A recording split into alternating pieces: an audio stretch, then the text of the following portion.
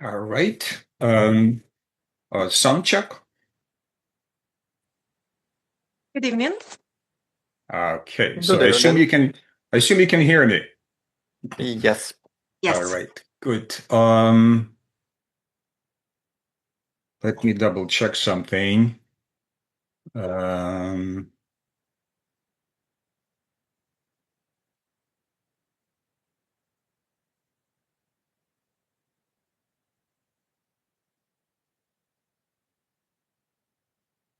okay. Just 1 second. My setting is not complete here.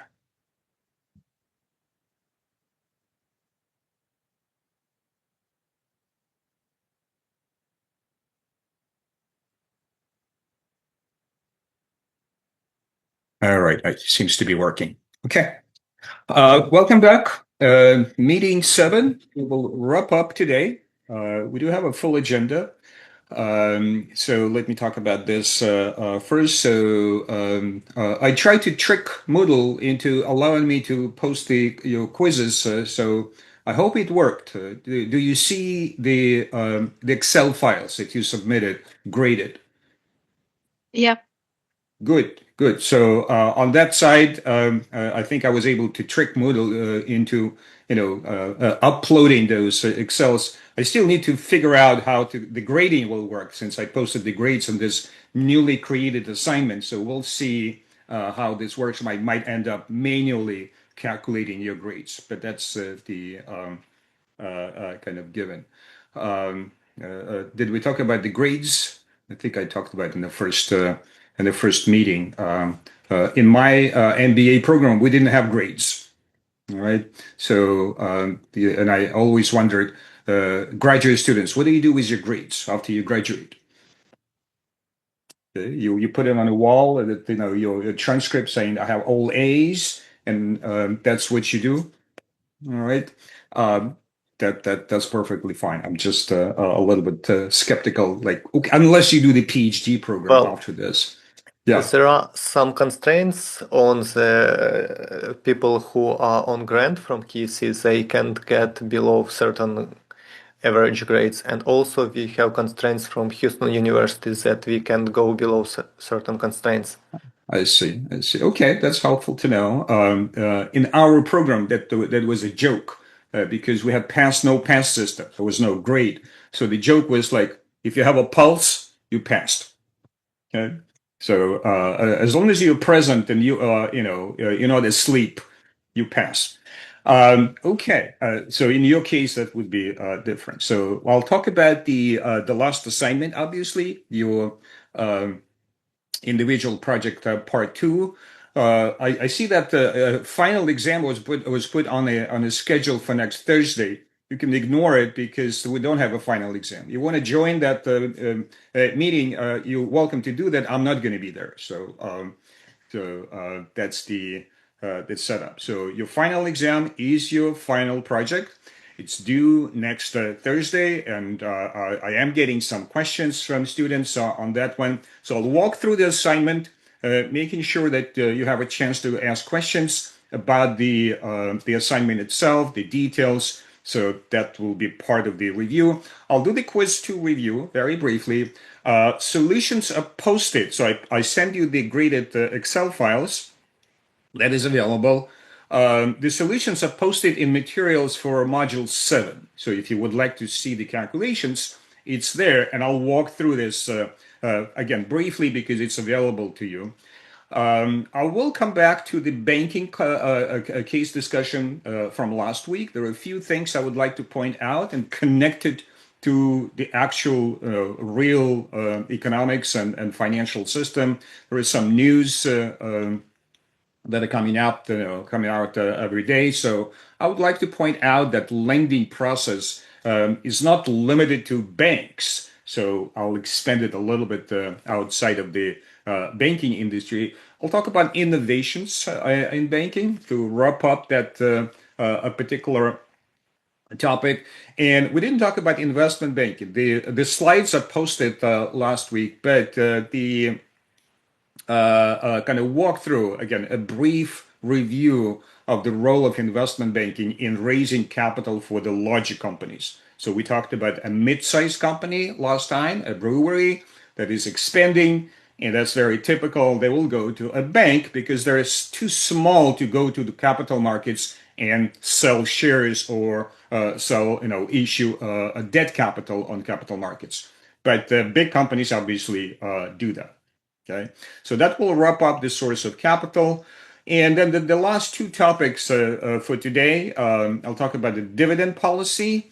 And to finish up, we'll talk about corporate restructuring and in particular the role of the activist investors. That's the Kerr-McGee case. Mostly I'll walk through. This is a bit of a challenging part, but I think it would be interesting for you to observe how this works. Okay, so that will wrap up. I did get a few questions from you, so that will be addressed at the very end today. So that's the agenda, and let me see. All right, so a PhD, so your grade is relevant. So when you get your final score, reach out. So I accidentally do not prevent you from going to PhD. That's not my purpose of teaching this class. All right, so make sure that is clear. All right, so let me. Let me do the quiz 2 first and walk through the project 2 outline. So we cover that, and you have the chance to ask questions if you need to. But first, let me move things around here, and I'll do this first. In general, the class did pretty well on this quiz. Obviously, I'm giving this quiz in my classes as well, meaning corporate finance classes here in the US. There's a bit of a difference. So 3 questions on the quiz. 1 and 3 are more calculation questions, kind of mathematics, putting together things that we discussed in class. Question 2 was the valuation, the company valuation. So you did a much better on 1 and 3. So mathematics seems to be very easy for you compared to US students that I have. They're kind of what's called a mathematically challenged sometimes. But question 2, they do better. So I'll walk through that. The purely valuation, the template. So let me get into the, let me see, let me rename this.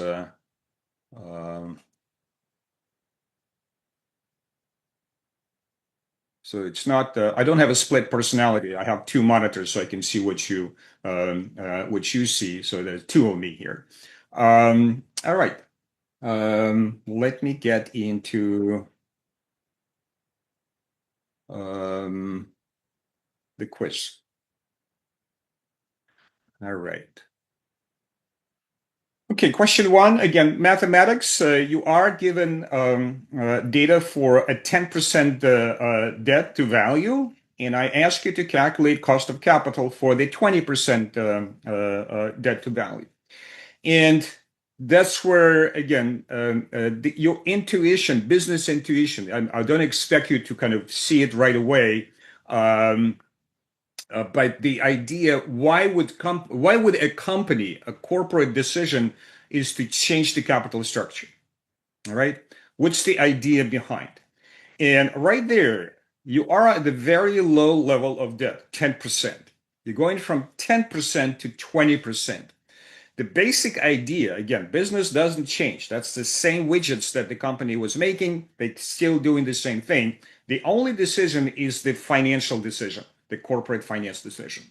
And since you are at a very low level of debt, you're adding more debt, and typically debt is cheaper than equity.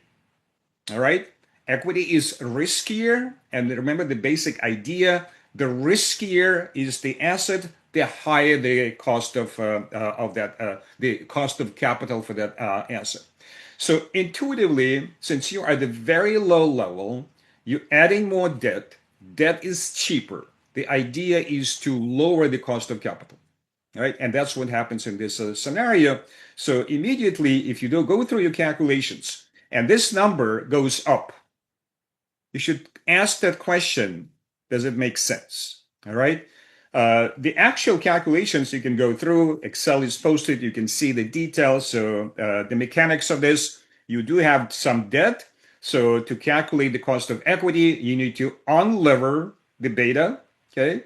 You are given the beta at this level of debt, 106. You need to unlever it, and that will stay the same, obviously. That's the beta of the assets. And then re-lever it at 20% debt. So that will be the new beta. And then you go through the iteration. So you have the new beta. You need to calculate the market risk premium. If you calculate it, that's 5.5. That doesn't change between 10 and 20%. So that's fixed. You recalculated cost of equity. It does go up from this 1283 to 1325.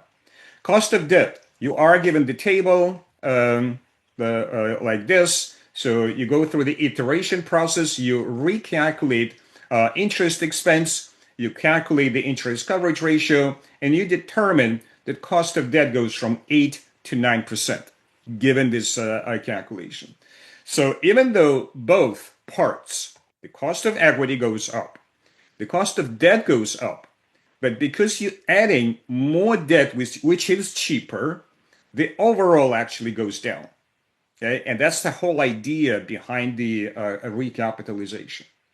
All right, so that's where some of you got tricked up with some calculations, but that's the process, that's the mathematics of it. And majority of the class did this perfectly, so it's maybe slight difference depending if you connect it to a number or not. One important comment here, in finance, do not round up your numbers. Some of you reported this as rounded to 6%. In finance, 6% and 5.5% is two very different numbers. All right. So in most cases, you should report at least 2 decimals. And if you go into professional finance, you might see 4 decimals as a kind of a working format. Okay, do not show just one number because some of you got tricked up on that.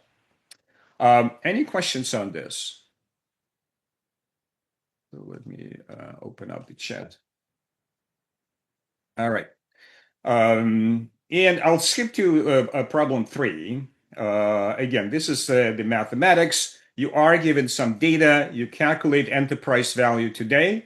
You extract from that enterprise value the growth rate G, again, either by formula, which I gave you in the previous lecture, or some of you use the Solver function in Excel. Perfectly fine. That's perfectly reasonable to build your formula and then using the Solver function determine which G will produce this result. That's fine. All right.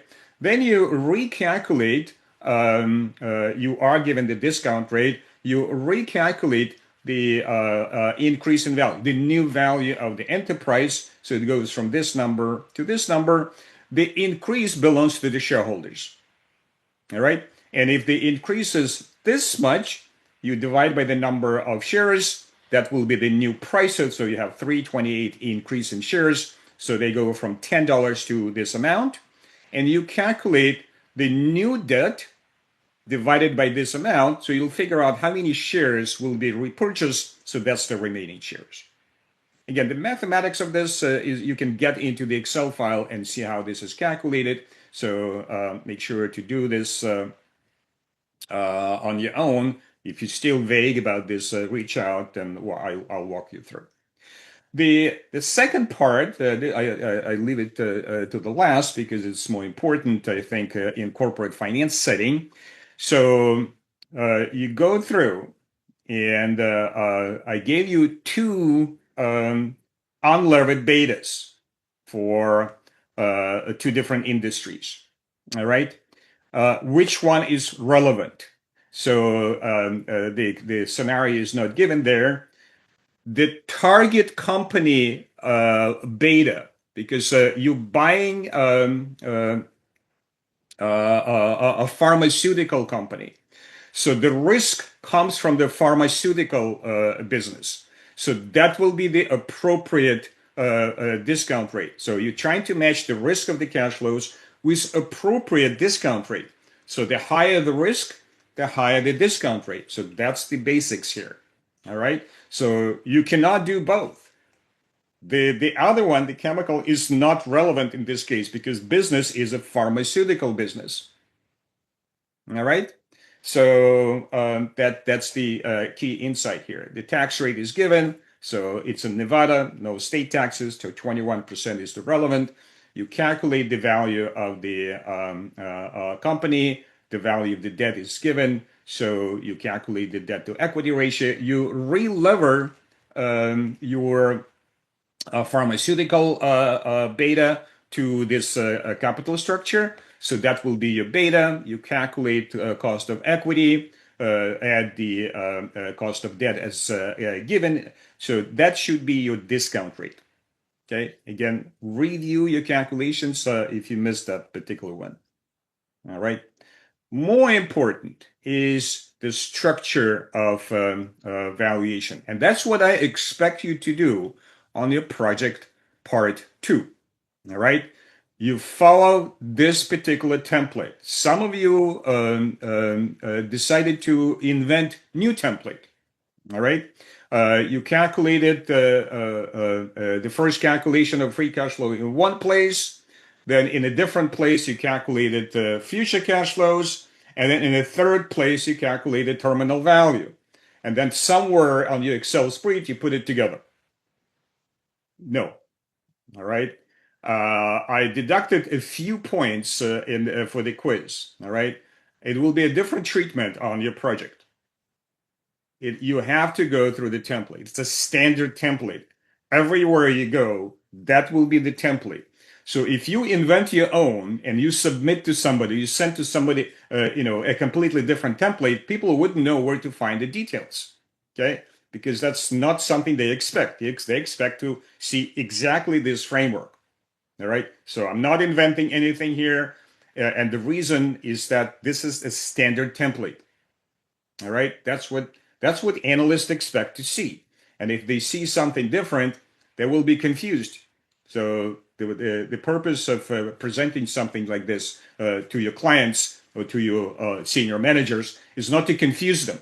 Okay. Because you'll spend, if you're given 10 minutes to present your evaluation, you will spend 9 minutes explaining where the pieces are.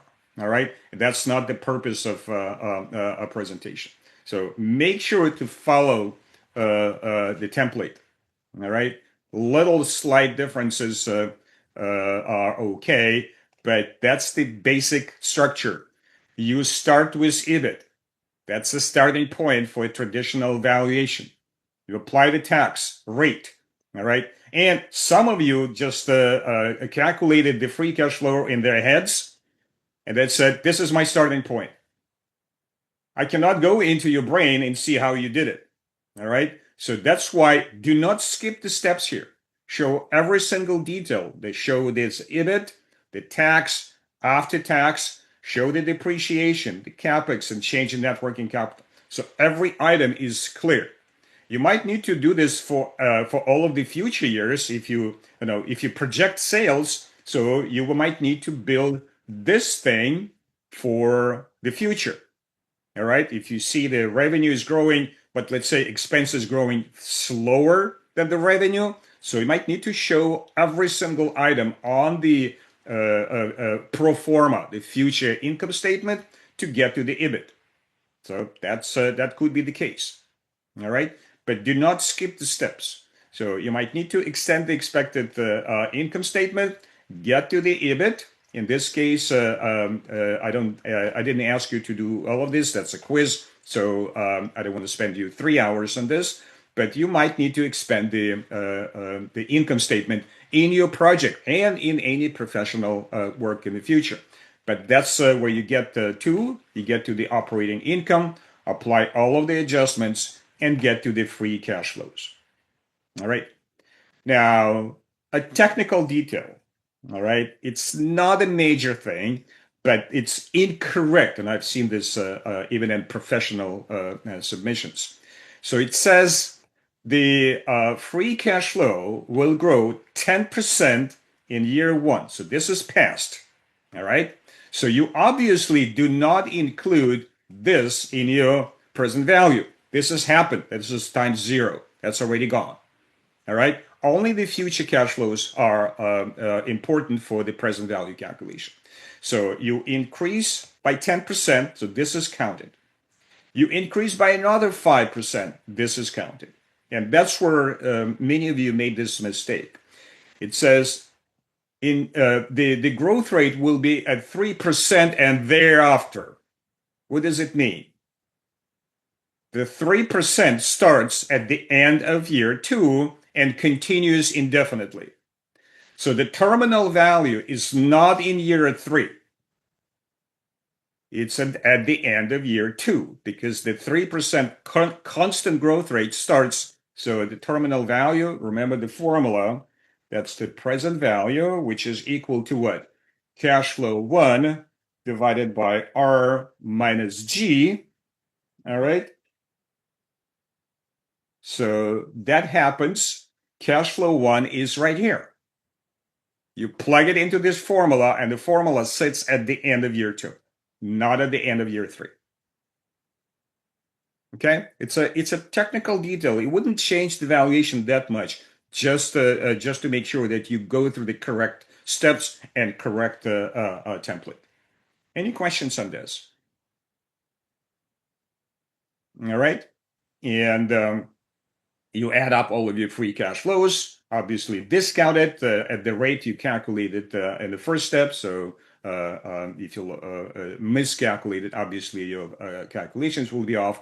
But you calculate the enterprise value, that's the present value of all future cash flows, and then you make the adjustments. So remember, enterprise value is debt plus equity minus cash. So you reverse it, so you have the enterprise value minus debt plus cash. Some of you went to the balance sheet and adjusted for other assets. That's fine. All right.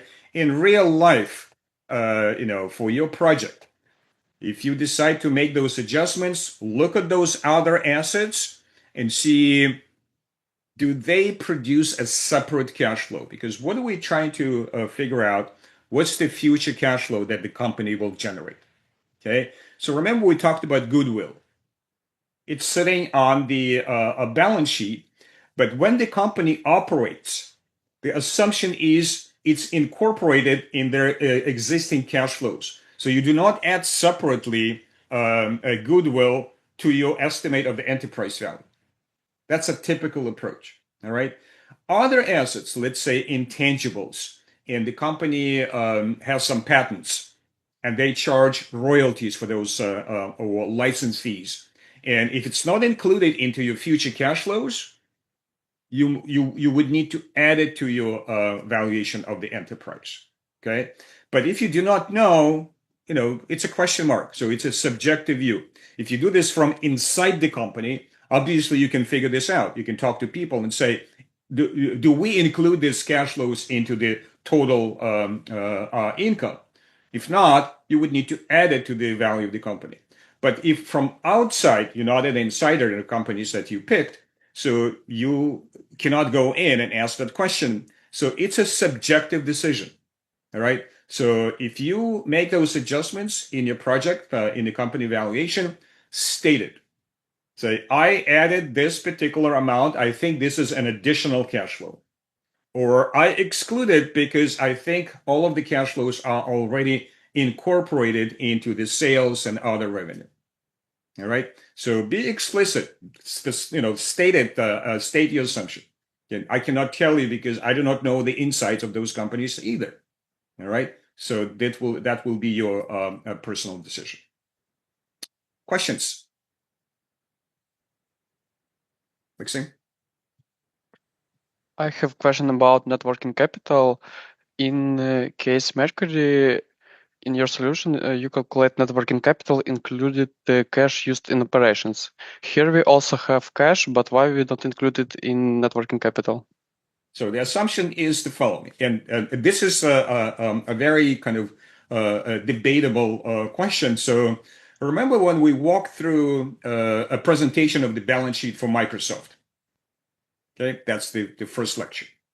And on the balance sheet of Microsoft, you had cash and cash equivalents. The cash equivalents typically would be invested in securities, or we might even say investment, short-term investments.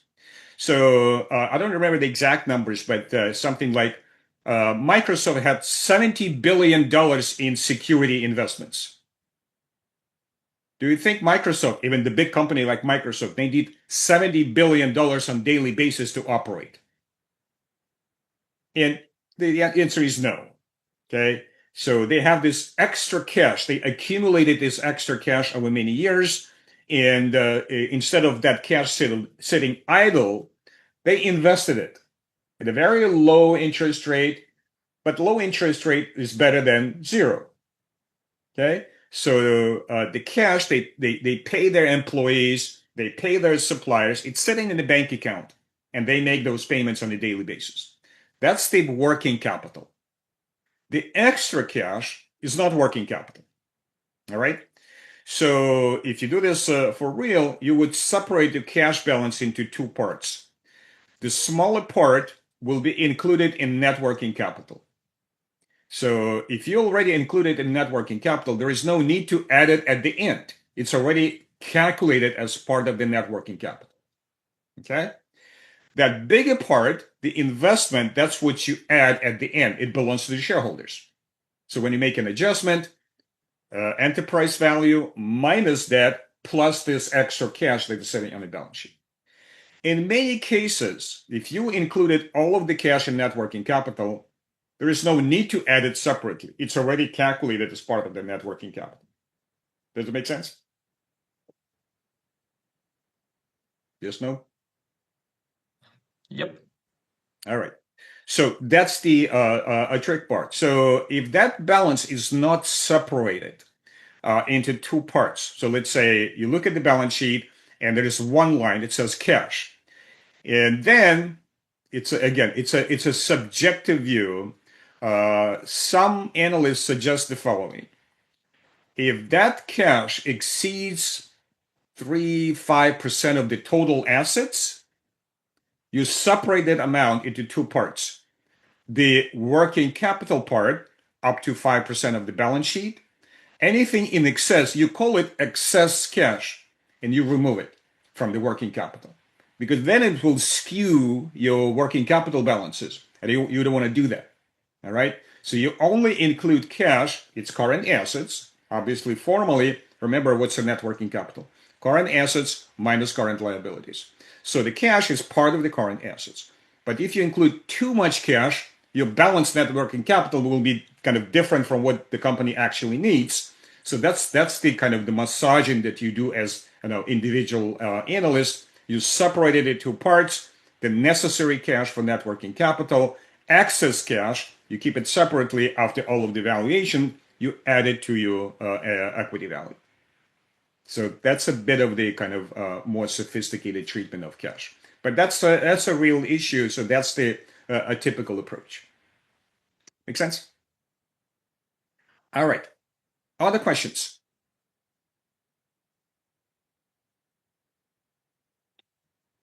Okay. So let me walk through the project. Let's see.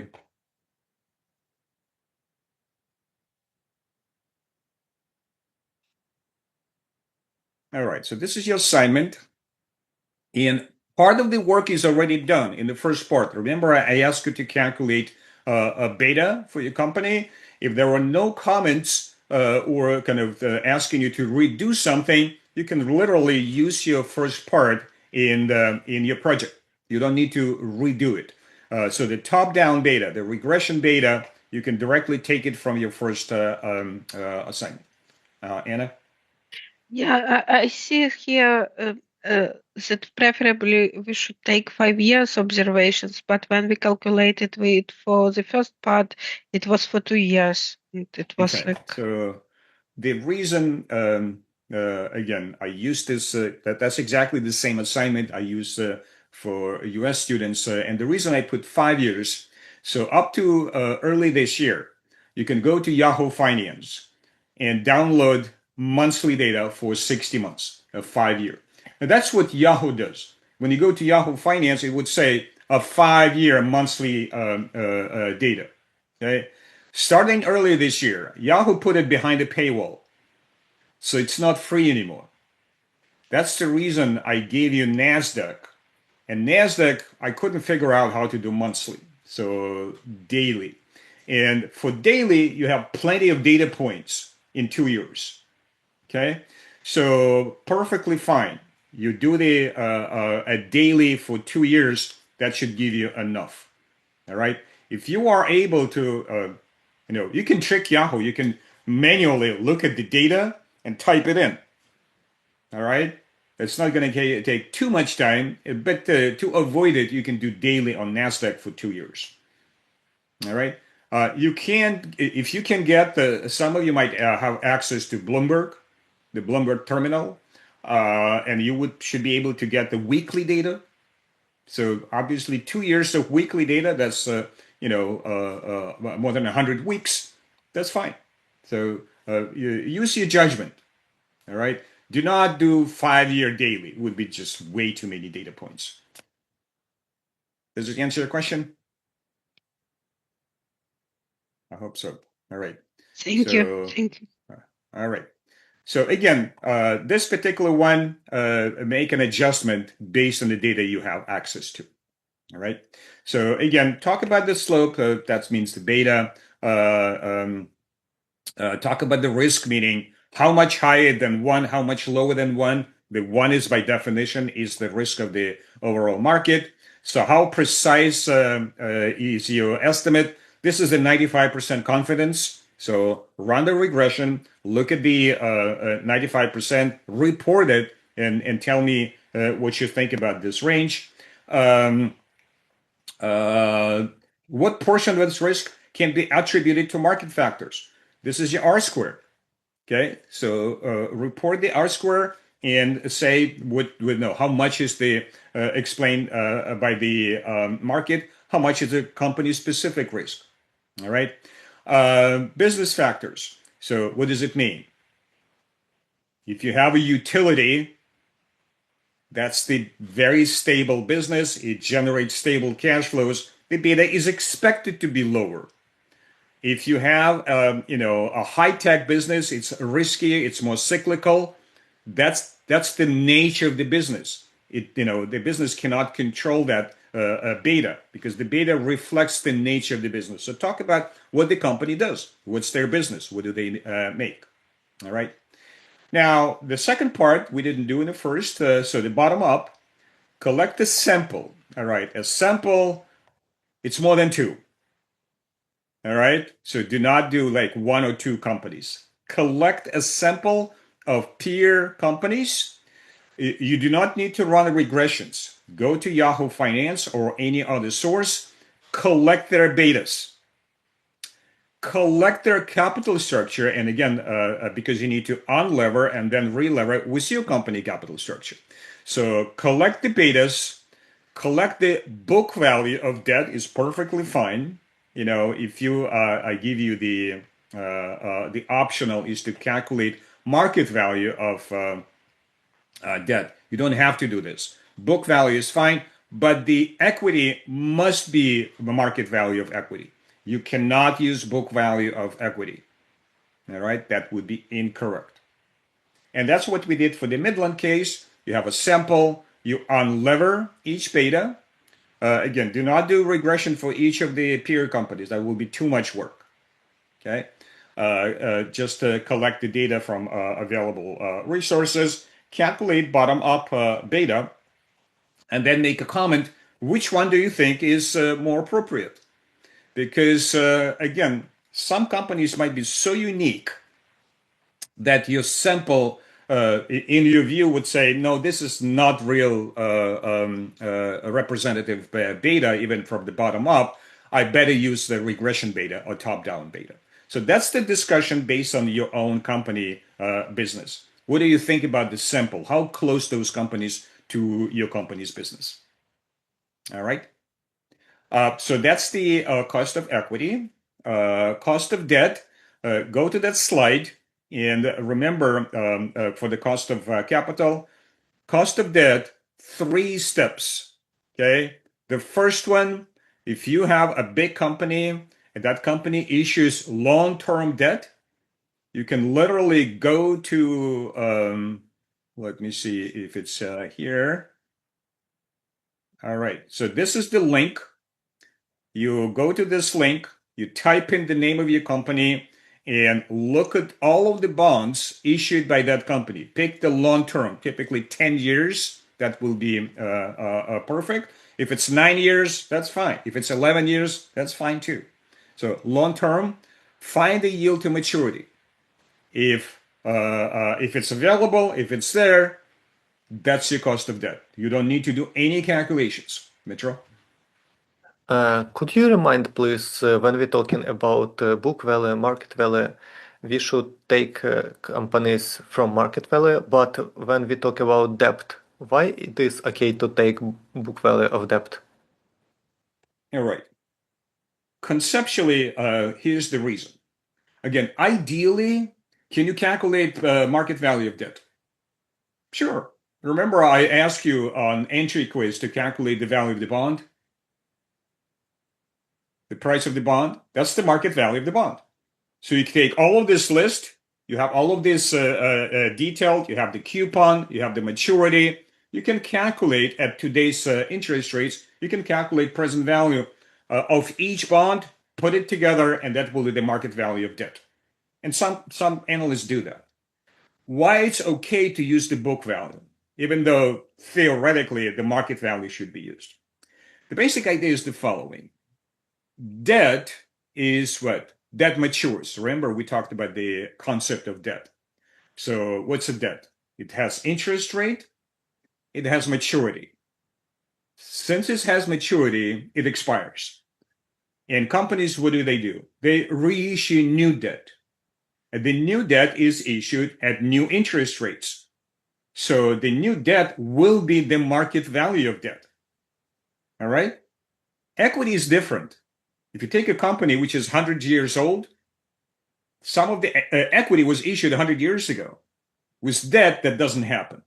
Even a 10-year debt will expire, will mature, and the company will replace it with new debt, and that new debt has a market value. It will be put on the balance sheet at market value. So the idea is debt is closer to the market value than equity. So, it might deviate a little bit, but it still should be close to the market value of debt. So that's the idea behind that particular decision. Make sense? Yeah, thank you. Okay. All right. So the first option is yield to maturity today in the market in the long-term debt. So pick one of the bonds, long-term, and use that yield to maturity as your cost of debt. Okay. Make sure to state where you got that number so you didn't make it up. All right. Step 2, if the first one is not available, that's the most preferred. Do not go to step 3 if the first one is available. Step 2, if the company has the rating from S&P, Moody's, or Fitch, and but the company doesn't have long-term debt. Let's say they're rated, but they do not issue 10-year bonds, only short-term. So you look at the rating. The table is given to you in the assignment right here. So that's the most latest from Damodaran. I think that's where I put it. Yeah, this is updated for 2025, early in the year, but this is good enough. So if you have the rating, you look at the rating. This is your spread over the risk-free rate. The risk-free rate is on the date of your analysis. All right. So if you do this analysis today, so I'll go to Wall Street Journal. Any other resource is fine. So if you do this analysis today, your risk-free rate as of today is the yield is 4.024. This is your risk-free rate. You take the table, you add the spread, depending on the rating, this is your cost of debt. Metro? Yeah, I want to ask, what if company is not US based? We should choose risk-free rate within the country where the company is based, yeah? If the Or we should, if the company, most of the revenue comes in euros, you take Yep. the lowest euro rate. Okay. Meaning you don't have euro rate, you have company, but the countries. So what are countries in the Eurozone? Germany, Netherlands, France, Italy, and so on. They might have different rates. You pick the lowest. Okay. All right. So, Thank you. for example, if I go back to Wall Street Journal, all right, and I have this 10-year rates, 10-year bonds. I have Germany, I have France, I have Italy, and Spain. All of them are in euros. So you look through the rates and you say, okay, Germany, 2.57. That's the lowest euro rate. That's a risk-free rate. Okay, thank you. Okay. All right. Other questions? And finally, so the third option, and for many of you, that will be the option, if the company does not have bonds outstanding, they're not traded, they don't have the rating, what do? You calculate interest coverage ratio. You do need to remember this is EBIT divided by interest expense, the latest data available. Okay, so look up because that's a little bit of a trick. So your financial statement might be still for 2024. For this one, if you can find the latest quarter, and we are in the reporting season, so this is early October, so companies report Q3 results right now. Okay, you might not have the actual data for Q3 yet. Go to Q2. Look at the operating income divided by interest expense for that quarter. That will be your interest coverage ratio. That will be better. You're still okay to do the end of 24. Okay, it's acceptable. I'm not going to be purist here, but ideally you get the latest data available. Okay, so 24 will be acceptable, but for your own benefit, find the latest financial performance. So that will be your cost of debt for this particular part of the paper. So based on the interest coverage ratio, calculate cost of debt and then put it together. All right. So market value of debt as an option, it's there. You don't need to do this. All right. And a general comment on this project. You have a week to complete. I know you're busy. You have other things to do. So by design, you can do as little as you think is appropriate to complete this assignment and submit it. All right. Or if you are really interested in this particular exercise in valuing the company, you can go as deep as you wish. All right. That's the whole idea of structuring this assignment this way. So you don't have to go too deep. Minimum, look at the balance sheet, look at the book value of debt, figure out the interest coverage ratio, calculate that spread given this table, you're done. So move on. Okay. If you would like to, calculate the market value of debt, you can do it. It's technically possible. So the idea is, most of you are working, but you're starting your career. You can use this exercise as part of your professional portfolio. So if you go into professional financial management or financial analysis, you can say, here's my work. That's what I did for a real company. That's my work. I can walk through every step of the way through this valuation. So you can use it as as part of your portfolio, your analytical portfolio. All right. Or at the very minimum, you satisfy the class requirements, and it could be a much shorter paper. Okay. So completely up to you how much time and effort you spend on this exercise. All right. So you can still get an A, a perfect score, even with a minimum submission. So completely up to you how much time you want to spend on this. You still have a week to do that. Other parts, the valuation. So again, follow the template. Use the latest data available. I gave you the previous examples, how to use this template. So estimate free cash flow based on the income statement, the latest available. Look up the growth rate. If the company is already in a steady state and is growing at 3-4% annually, you can immediately plug in that free cash flow into the growing perpetuity. If the company is growing faster, forecast it for a few years, then make an assumption. What's the terminal year? Year 3, year 4, year 5. Do not go beyond 5 years. Okay, that's 5 years is perfectly fine. Forecast your free cash flows for the next 5 years.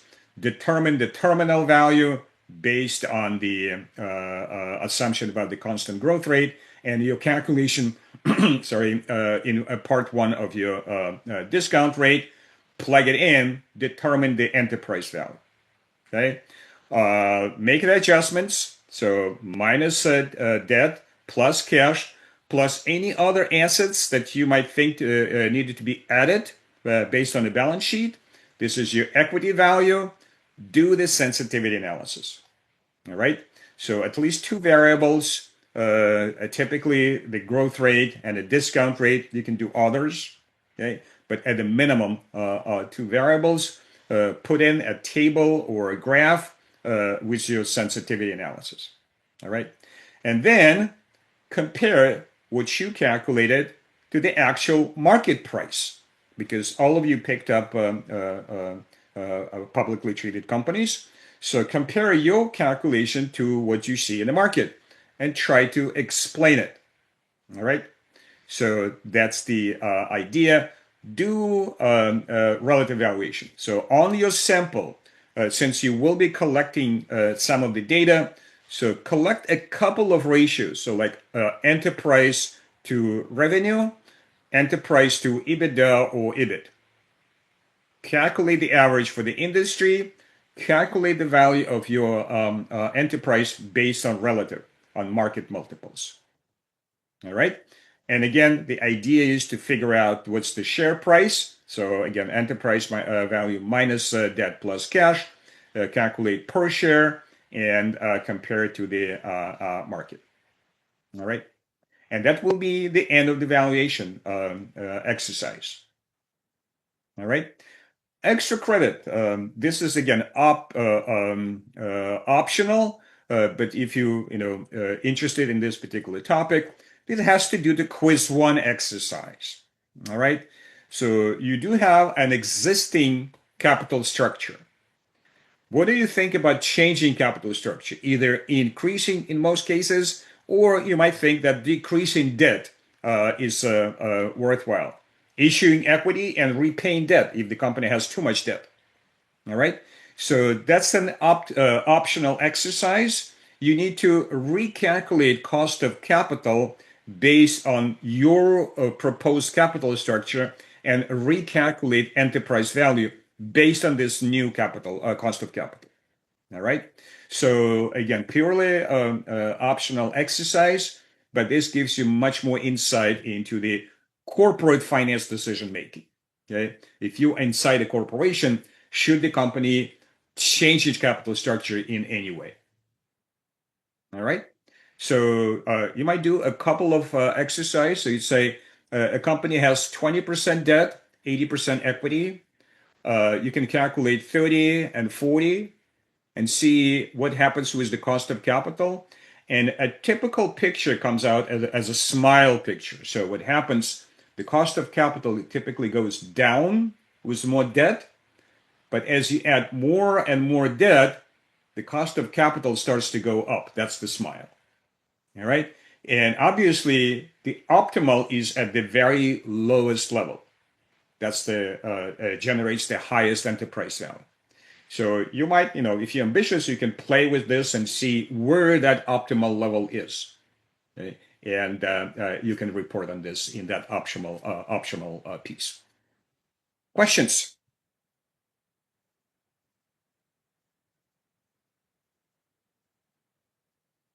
All right.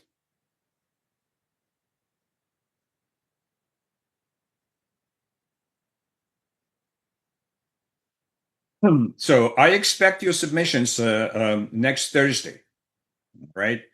By next Thursday. You can submit it tomorrow. But the deadline, I don't want to make it flexible because everybody will submit later.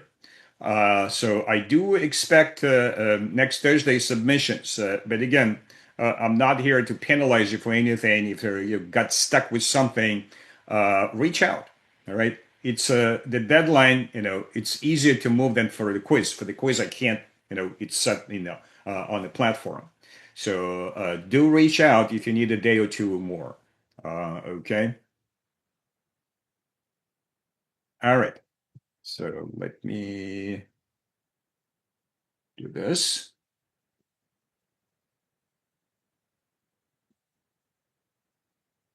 Just 1 second. And I will talk a little bit more about the banking and the borrowing. So, and there will be an exercise to give you a chance to participate. That's coming up. But before we do, connecting to the business news. This is from last week's Wall Street Journal. So let me do this.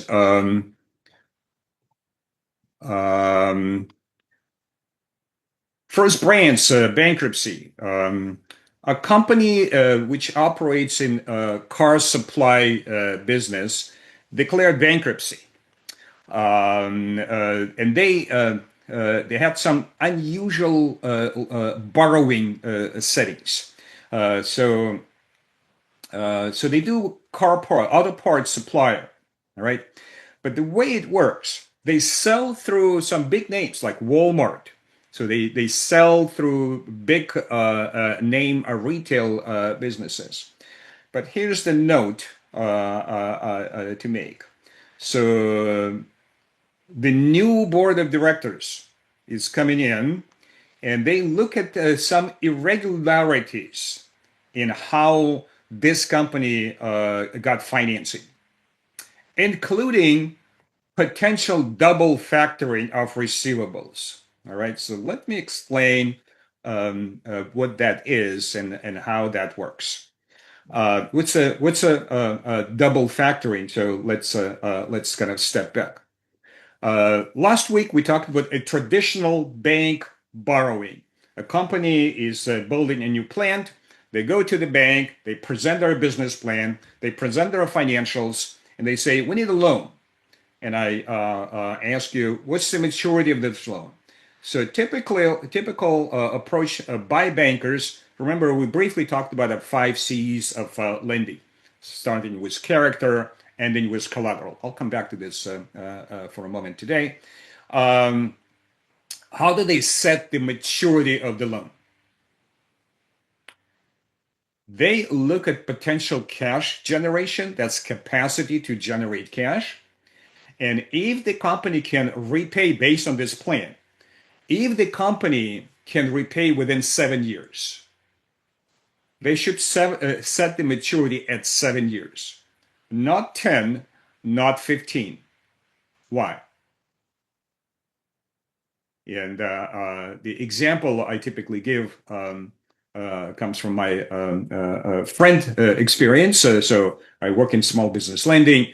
I have a few friends. I work in strategy groups, so I know sometimes the different ideas come up, and I have a few friends that own small businesses.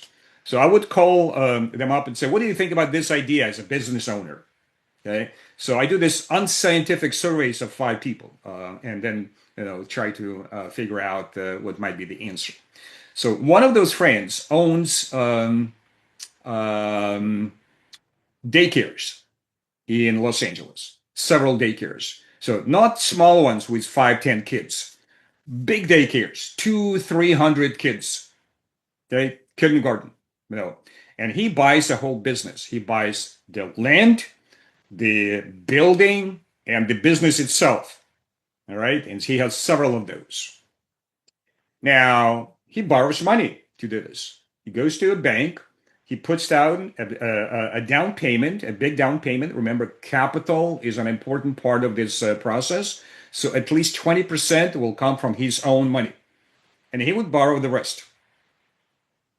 Now he owns several of those. Most of them, all of them, are financed by a bank. And then he goes on vacation. Goes on vacation to Costa Rica. It's a nice place. And he doesn't stop to be an entrepreneur because he's on vacation. So he's on vacation and talking to different people there. While on vacation, he buys a forest in Costa Rica. For profit, obviously. What's the connection between a forest in Costa Rica and daycares in Los Angeles? Well, he had cash. He could pay back loan to the bank for daycares, but instead, he started new business, which is risky. All right. So you're on the right track. So the idea, there's no connection there, obviously. That's, two different businesses, different locations, everything is different. But remember, the bank is trying to control the risk. So think about the brewery. If the brewery last week could pay back the loan in 7 years, and the bank gave them a 15-year loan, so what happens? After 7 years, they generate extra cash. What do they do with this extra cash? They might put it into a different investment, and the bank has no control over that investment. They can take on very risky investment. Will that impact the original loan? Absolutely. That business, the business owner takes a lot more risk, and the bank has no control over that. So when he buys this forest in Costa Rica, that might be a very risky investment. And if he loses a lot of money, he might not be able to repay his daycare loan. See the connection there? Okay. So that's the idea behind the bank, trying to figure out what's the capacity to repay the loan and set the maturity at that capacity, not way beyond, because they will make it too easy for the business and will create an incentive to put this extra money into something different. All right. So that's the idea. So banks, when they set up those parameters, the covenants that we talked about a little bit last time, the restrictions, so covenants there to make sure that the borrower does not increase the risk to the bank. And the bank has some levers. Remember the interest coverage ratio. Do not go below a certain level. Otherwise, the banks will declare you in breach of the covenant, and they can come in and literally conduct, your business. They will make business decisions for you if you breach a covenant. Okay, so that's the idea of controlling the risk. Also, so let me kind of walk through a little bit here, and I'll talk about double receivables. What does it mean? A bank has a certain written set of procedures. It's called the written lending policy. And I'm not a lender myself. I'm an analyst, I'm an economist, but I work for a bank, and once in a while, the bank will send me to lending training because I need to be aware of what's going on out there. And the last time this training was in San Jose, that's a Silicon Valley. I'm in a classroom with other bankers. Most of them are lenders. They make those decisions, and the instructor comes in with a binder this thick, carrying this big book. He's saying, this is the bank's lending policy. Everything is specified in this document. Everything I need to know what to do, it's in this binder. I just need to find that page. Okay, so what's in that binder? So let me just give you a little bit of a insight there. Sorry, that's not the screen. I need to go here.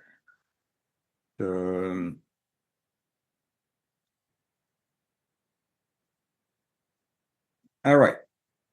Lending policies and procedures. So that's the written document. And it determines what banks, what kind of loans the bank does. And again, remember in the United States, we talked a little bit about this. We still have about 4,000 banks. Okay. We have several very large banks, including Wells Fargo, JP Morgan, and so on. But there's a very large number of small banks. And obviously they can, so different lender size. They cannot do every loan under the universe. So they have to pick based on their expertise what kind of loans they will do. So what's in that document? The statement saying our purpose is to do this. So remember, last week we talked about C&I loans, commercial and industrial loans. So U.S. Bank at that time was specializing in those commercial loans, and that will be stated in the policy. Okay, lending authority. The case gives you a little bit on this. So remember, each loan officer has a certain limit up to which one person can approve the loan. Over that limit, there must be a committee. And that was the case last week. So over, the 6.5 million loan has to be approved by a committee, not an individual loan officer. All right. Who is doing what? Lines of responsibilities. Who is talking to potential clients? Who is doing the actual evaluation of the loan? And who is doing the pricing? Because who does the pricing? Who determines the interest rate on the loan? Not the person that the business talks to, not the loan officer. Who does? I do in finance department. All right. So did we talk about a prepayment hotline? No, we didn't. Anybody knows what's a pager? A little device that will buzz. That's all the function.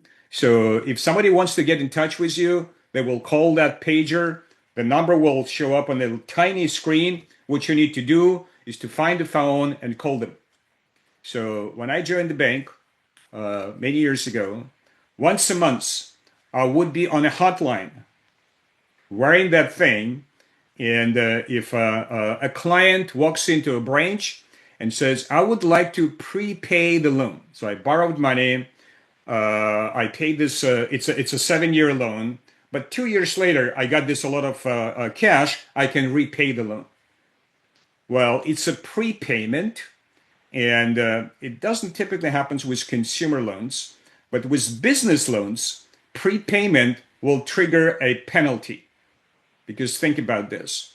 If the bank gives a loan to a business, they set the interest rate. They expect to collect this revenue for 7 years. And then you suddenly, 2 years later, come in and say, I don't need the loan.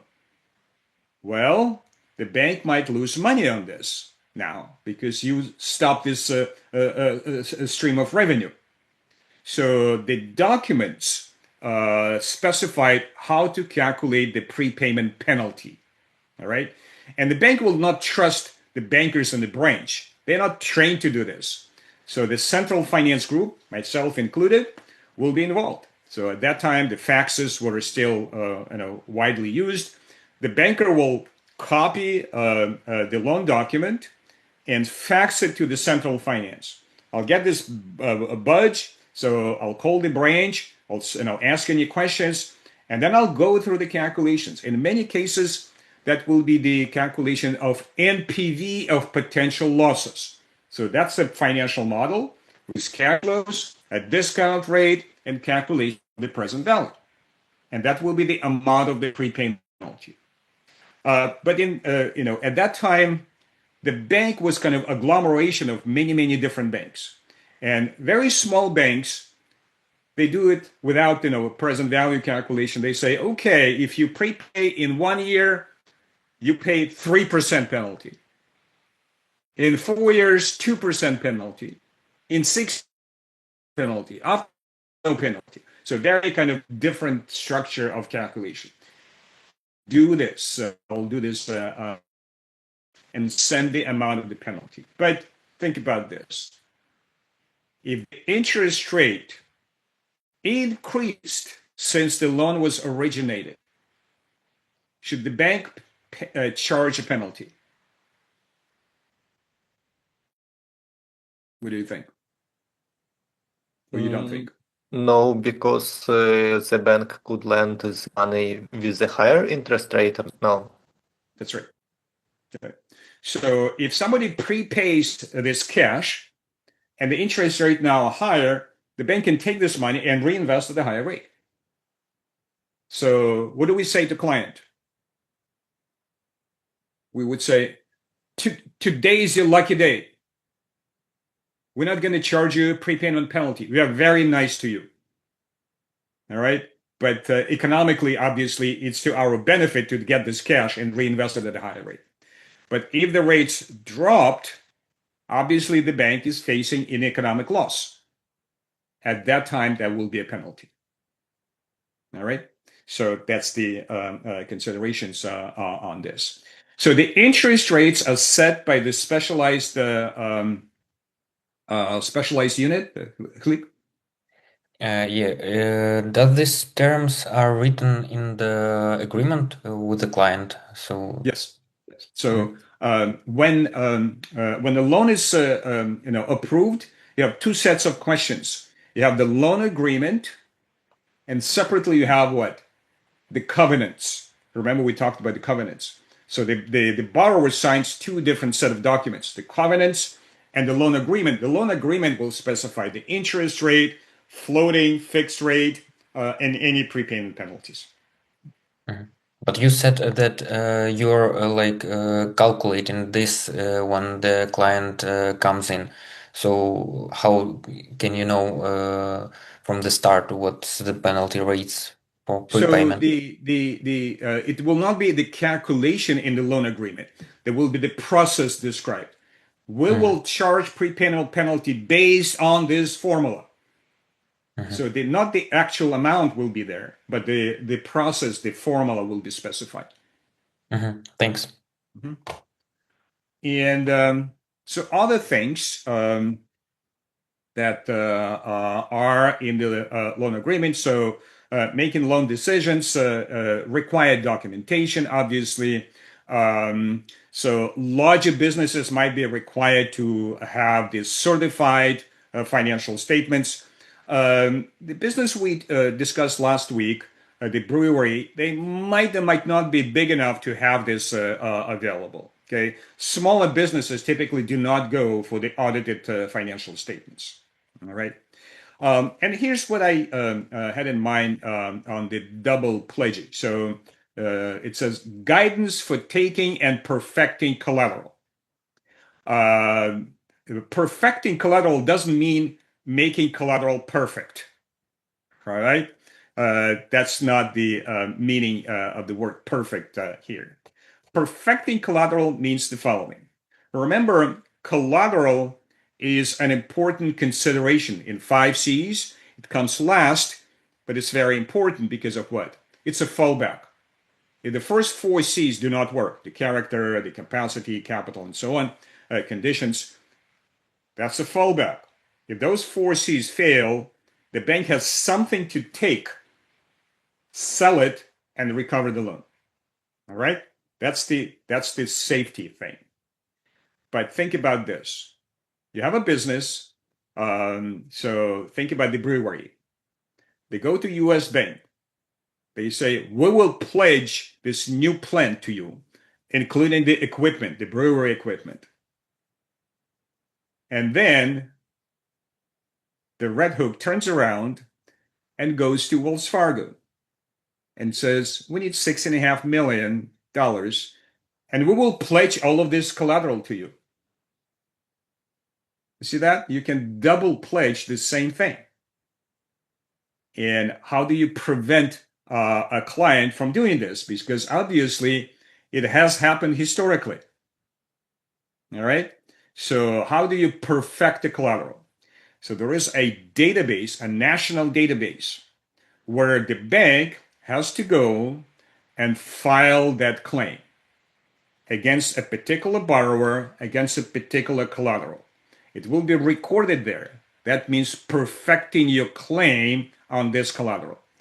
So if that client goes to another bank and tries to pledge the same collateral, that bank will have to check if that collateral has already been pledged.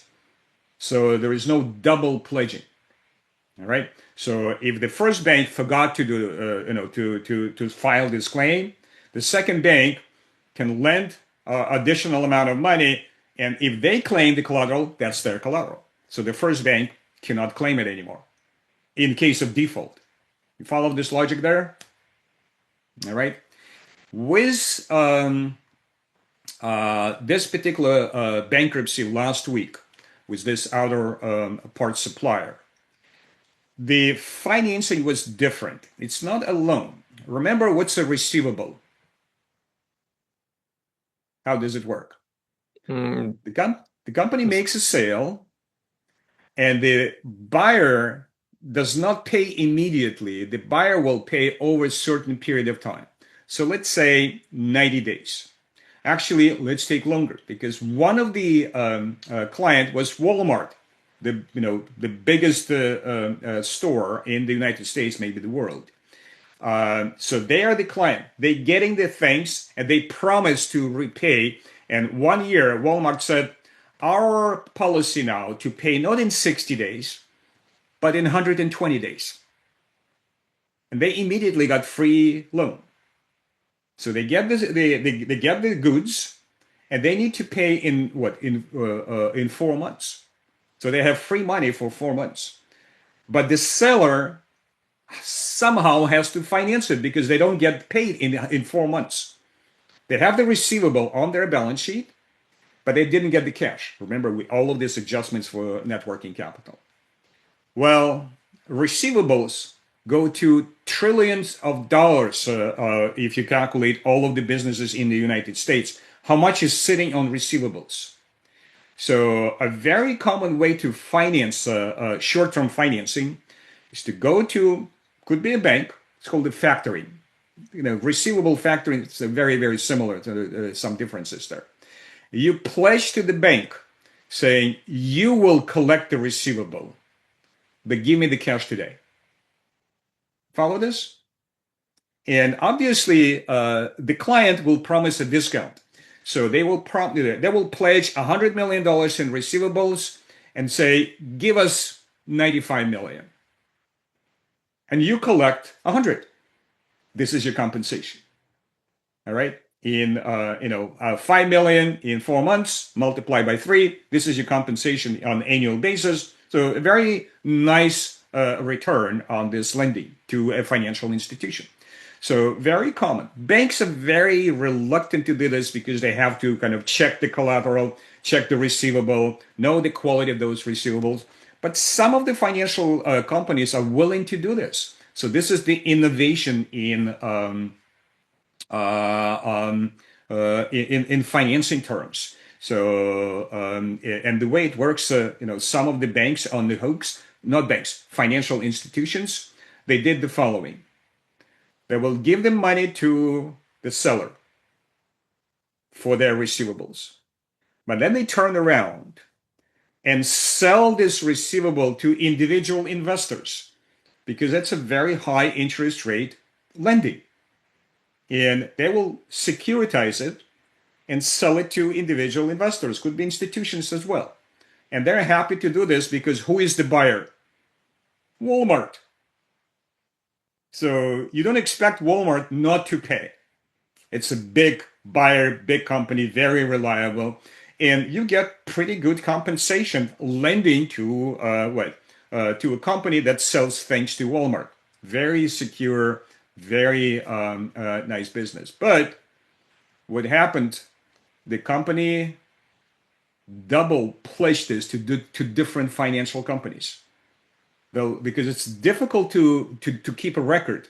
There is no one universal database like in banking. They can say, okay, this is the company, that's the plant, that's our collateral. In receivables, it's very difficult because it expires all the time. It's new receivable every 4 months. All right. So what the company did, they will double pledge it to different lenders, and when they run up against making the payments, they couldn't make the payments to all of the companies, and they went bankrupt. All right, you follow the structure there.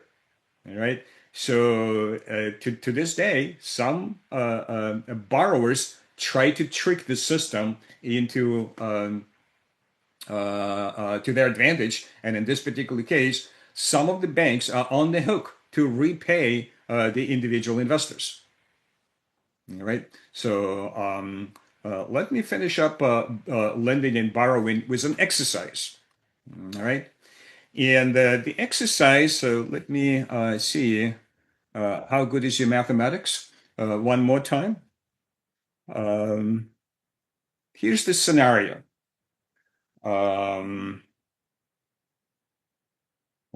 Let me find this. So here's the scenario. You have a friend that runs a business, and they need $50,000.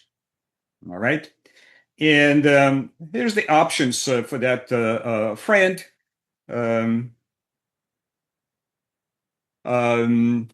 You can go to a bank, apply for a loan, and the interest rate is prime plus 1. Remember, the prime today, the risk-free, the Fed funds is 4.25 plus 3. That's 7.25 plus 1% risk premium. So 8.25 interest rate on the first option.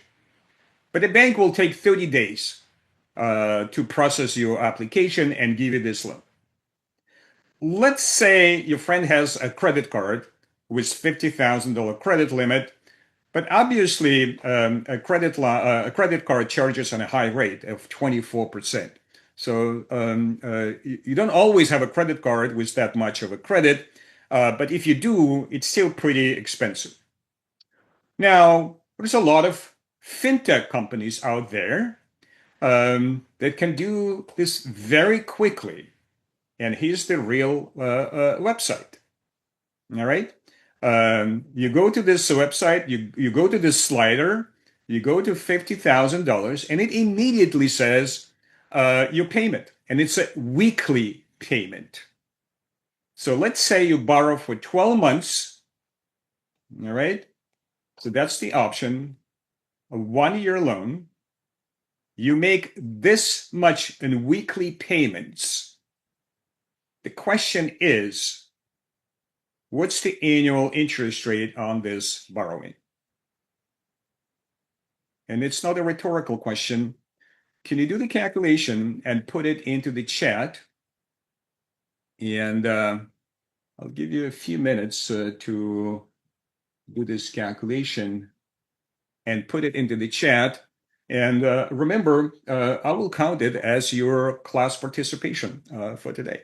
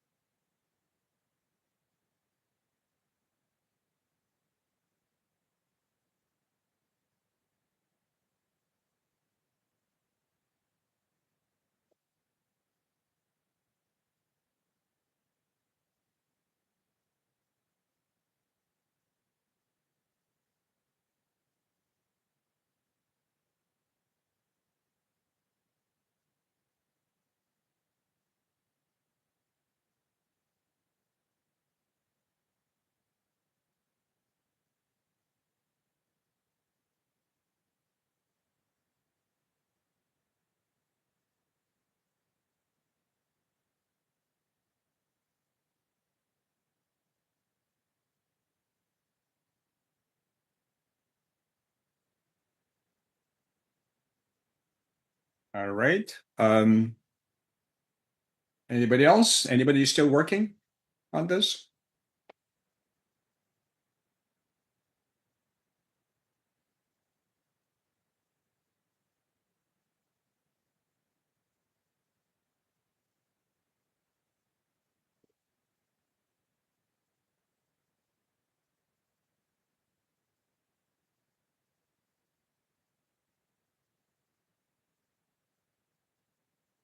So what I'm looking for, the annual interest rate on this borrowing.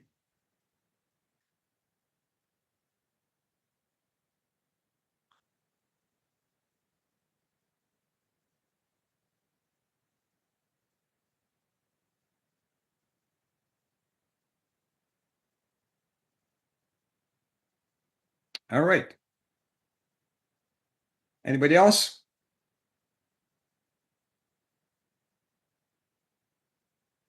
Okay. So let me do this. So initial reaction, and that was tested with a lot of business owners. Obviously, in this case, the loan is 50,000, all right? And it says that the payment is, what is it, 1208. That's weekly payment. All right. So how many weeks we have? 52 weeks in a year. So the total payment would be this multiplied by 52. So total repayment is 62,000. So most people say, okay, interest paid would be the difference between the two. And so that will be the interest. So the interest rate will be simply taking this 12,000 divided by 50. So that's the kind of initial reaction. And a lot of people will do this calculation. Obviously, that's incorrect. Otherwise, I wouldn't ask you that such a simple question. All right. What's the catch? We start paying early, and well, the first payments would be much more costly. Well, the idea is, remember, you're making these payments. So what's your balance when you make the last payment? At the very end, you start January 1st. You make the last payment in December. What's your balance on the loan at that moment? So you can think in these terms. So you start with 50,000, all right, at time zero. When you make a 52nd payment, what's your balance? It's zero. Everybody follows? All right. So your balance, well, there's supposed to be the straight line, goes down. The first week you make a payment, you don't have 50,000 anymore. It goes down. So your denominator is not 50. On average, how much you have in balance during the year? It's actually 25. You follow? All right. So if you, where is my Excel? All right. So if your loan on average is half of this, so your interest rate would be, you pay this much in interest divided by 25, your interest would be roughly 50+%. To be precise, again, mathematically, present value, future value, payment rate, and N. So this is your Excel or financial calculator. So you start with 50, all right? Your future value is 0. Your payment is 12.8. So this is the, I'm sorry, you borrow this, so a negative number. N is 52. All right, 52 weeks. So if you do the calculations, here's the rate, and that will be the number of periods. Here's the payment. Here's the present value. Here's the future value. All right. Obviously, this is per week. So the annual will be this multiplied by 52. All right. So this is a more precise calculation.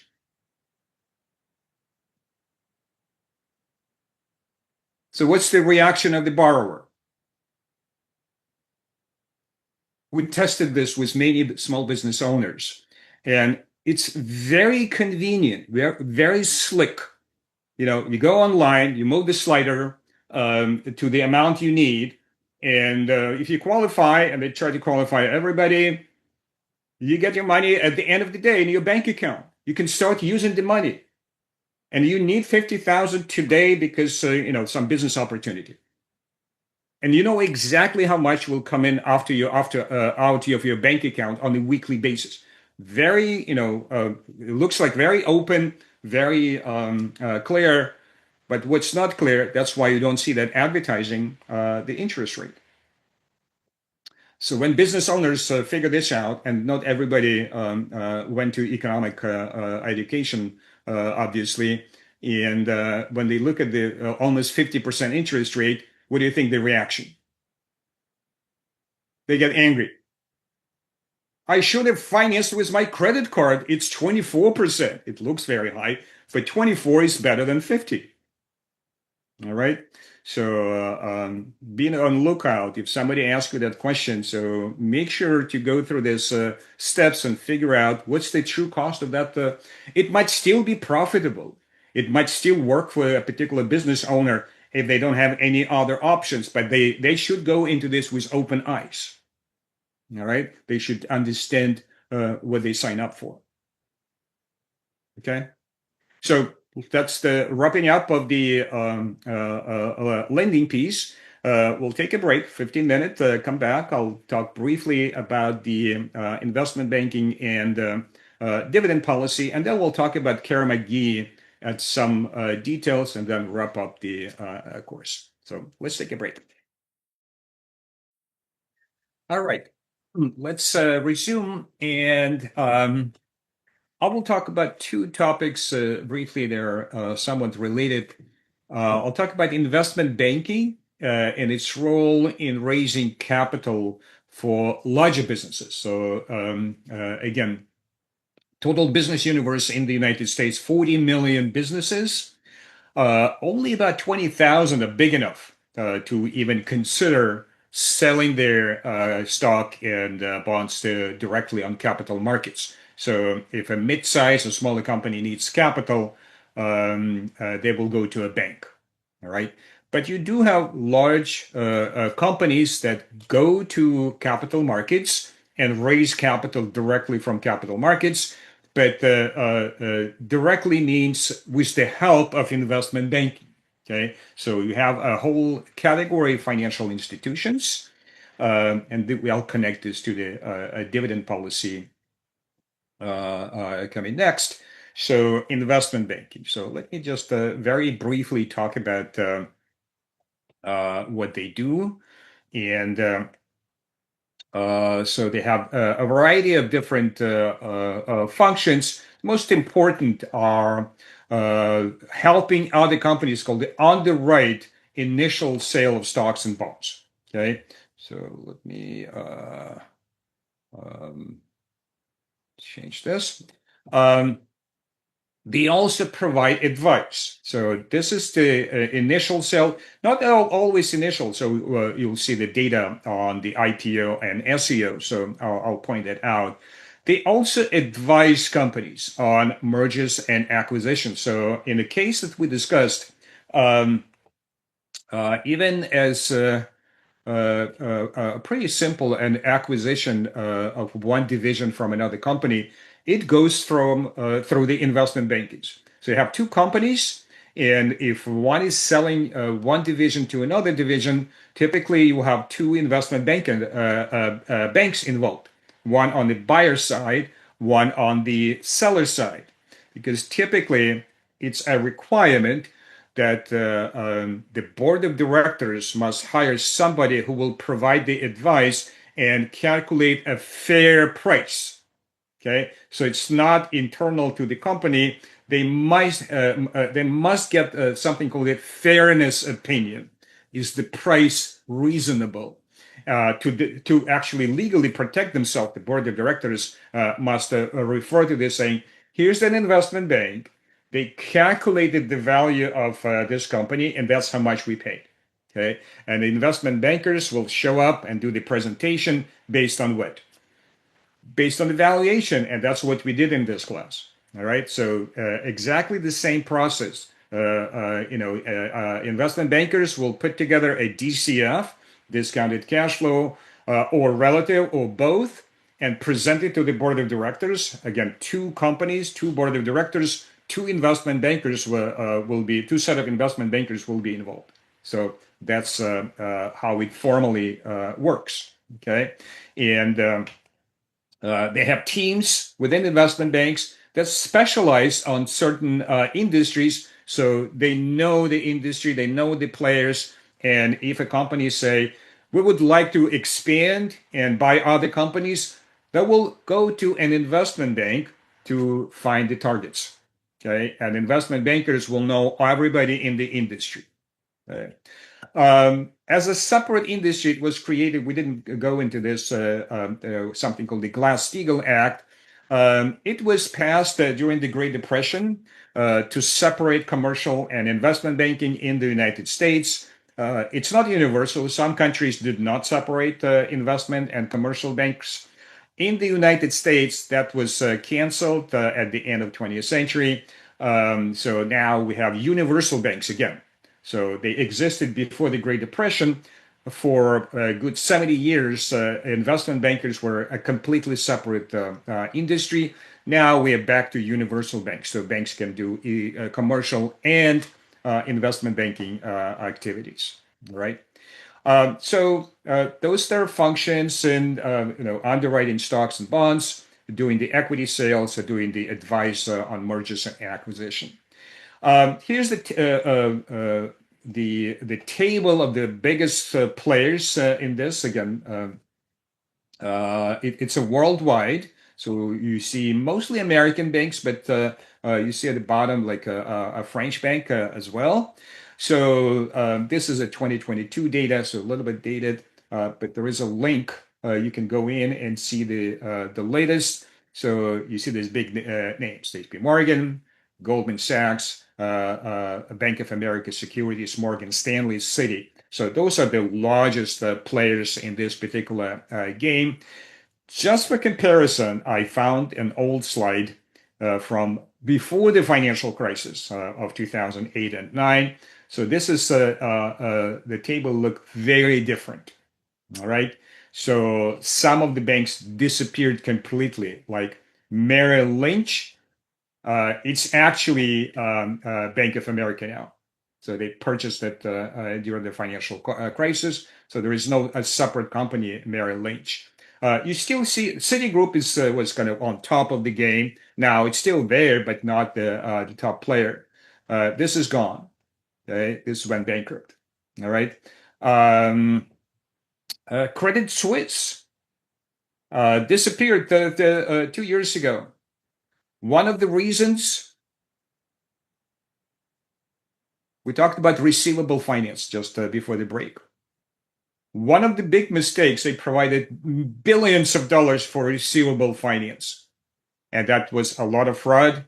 They lost a lot of money.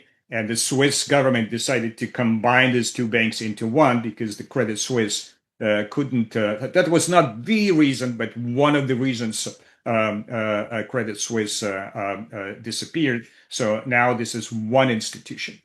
All right. So a lot of changes in these industries after the financial crisis. Now, a little bit more detailed. So, what's the function of investment banks? So, we talked about the giving advice, finding the targets for the companies, but a lot of technical work. All right. So, the way it works is the following: if the company decides to go public, let's say you have a startup, it was funded by venture capitalists, it grew to a certain size, and it started to generate positive income, even sometimes before that. So Amazon went earlier, but the company is ready to sell shares to the public. They go to an investment bank, you have a team, and the team will start working on this offer. So they need to determine the fair value of the share. That's your valuation exercise. So you forecast revenue, you forecast operating income, you do all of these things with cash flows, you figure out the discount rate and figure out the fair value. All right. And then what investment bankers do, and that's where the language sometimes students get confused. Some of you sent questions about the career advice, so this is relevant to that. You have two sides in these markets. You have the sell side and you have the buy side. The process of valuation is exactly the same. You do what we did in this class. Investment bankers are on the sell side. So what do? They take the management of the company and they go on a tour around the world. They go to New York, London, Hong Kong, Singapore, Tokyo. And they talk to potential buyers of those stocks. And who are the buyers? Big investment institutions like retirement funds, mutual funds, sovereign funds. So everybody who is buying those shares, potentially. So they are on the buy side. So you might find yourself, if you work in financial industry, either on the sell side, working for an investment bank, or on the buy side, you're working for a retirement fund that needs to invest money. So you're buying those shares. So that's it's called a roadshow. So investment bankers with the management, they go on a roadshow and they talk to potential buyers of these shares, and they what's called run the book. They're running the potential interest in this particular company. That's why the management is there. They are able, they answer the questions, and investment bankers trying to figure out what is the demand for this particular offer.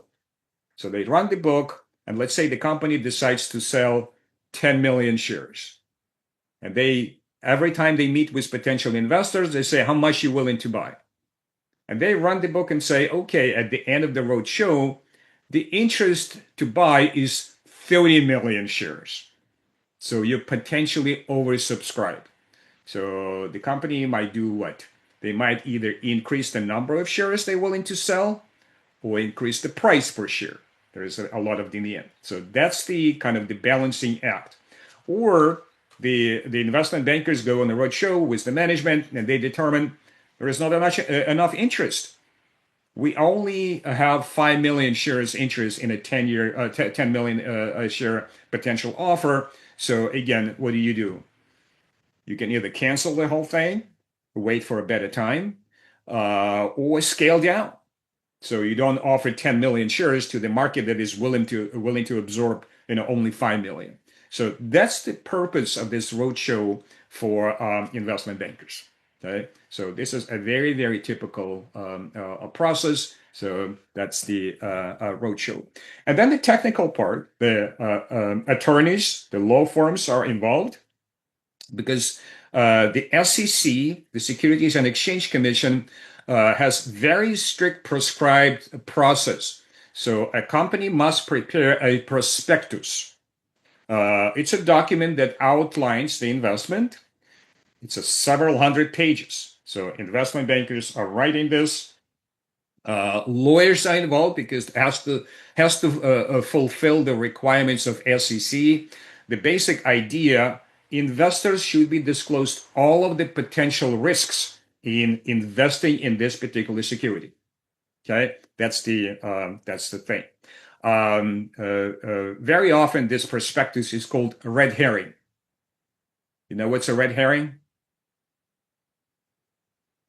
It's a fish. Anastasia? No, I was just about to say, is it something that's supposed to distract you from something? Yeah, that's right. In what way? Like it leads you down a different path than the one that you need to follow, right? And how is that connected to a fish? Because it's bright, the fish. Maybe. I have no idea about fish. I just heard the expression somewhere. That you're right with the expression. That's the correct interpretation. The expression comes from hunting, from British hunting. And when hunters train their dogs, herring is very smelly fish. So what they do, they try to trick the dogs with this fish and see if the dog can find the scent, the correct scent, and find the path. So if you try to throw off the dog, you take the red herring, you smear the grass or something, and the dog cannot find the right path. So that's kind of throwing off the path. In investment banking, there is no fish, but there is this idea that you disclose so many different risks in 200 pages that investors look at this as, I'm not going to read this. Okay, so kind of throw off the path of kind of discovering something about the kind of fundamental about this company. Again, this is kind of the industry jargon. But another, the first page of the prospectus is printed in red. That's sometimes it's called the red herring as well, right? So those documents, there is a very prescribed process. They must be filed. There is certain restrictions. So especially when the company does an IPO, initial public offering. Okay, so what's an SEO? If a company, let's say you have an acquisition scenario, and a company issues additional shares to buy the target. This is called the seasonal or secondary equity offering. So you have an existing public company issuing more shares. So it's not initial, it's not the first time, it's the second, third, whatever time the company goes back to the market and sells more equity. So seasoned or secondary equity offering. All right. So any issue that is more than 1.5 million, which is a very, very small amount for big companies, must be registered with SEC. Okay, so that goes back to 1934 when the SEC was established during the Great Depression. Okay, the idea behind SEC filing is not to say this is a good investment, this is a bad investment. Okay, SEC requires disclosure. So that's the main purpose. The company must disclose all of the risks of investing into this company for public. Okay, so it's not an opinion, this is good or bad, but following the strict legal requirements of SEC of going through the process of disclosure, and everything is in a prospectus. Okay. So the investment bankers are heavily involved. They determine the price. They determine how many shares are demanded. So this is in close cooperation with investment bankers. If it's a large issue, so think about Facebook. Facebook wanted to be valued at $100 billion day one. All right. So Mark Zuckerberg said nothing less than $100 billion. So obviously one bank doesn't have enough clients for a $100 billion offer. So they might reach out to other investment banks and create a syndicate. Okay. So multiple investment banks will be involved in the process. You still have a lead underwriter, but then many different banks are involved and they reach out to their potential clients. So this is how the syndicate works. Okay. All of them will get paid, obviously.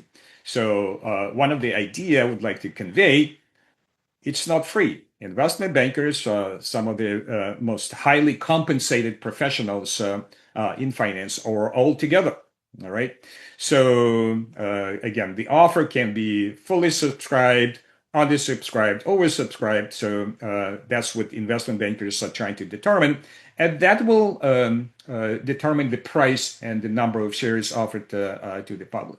So there is a whole process of how this works.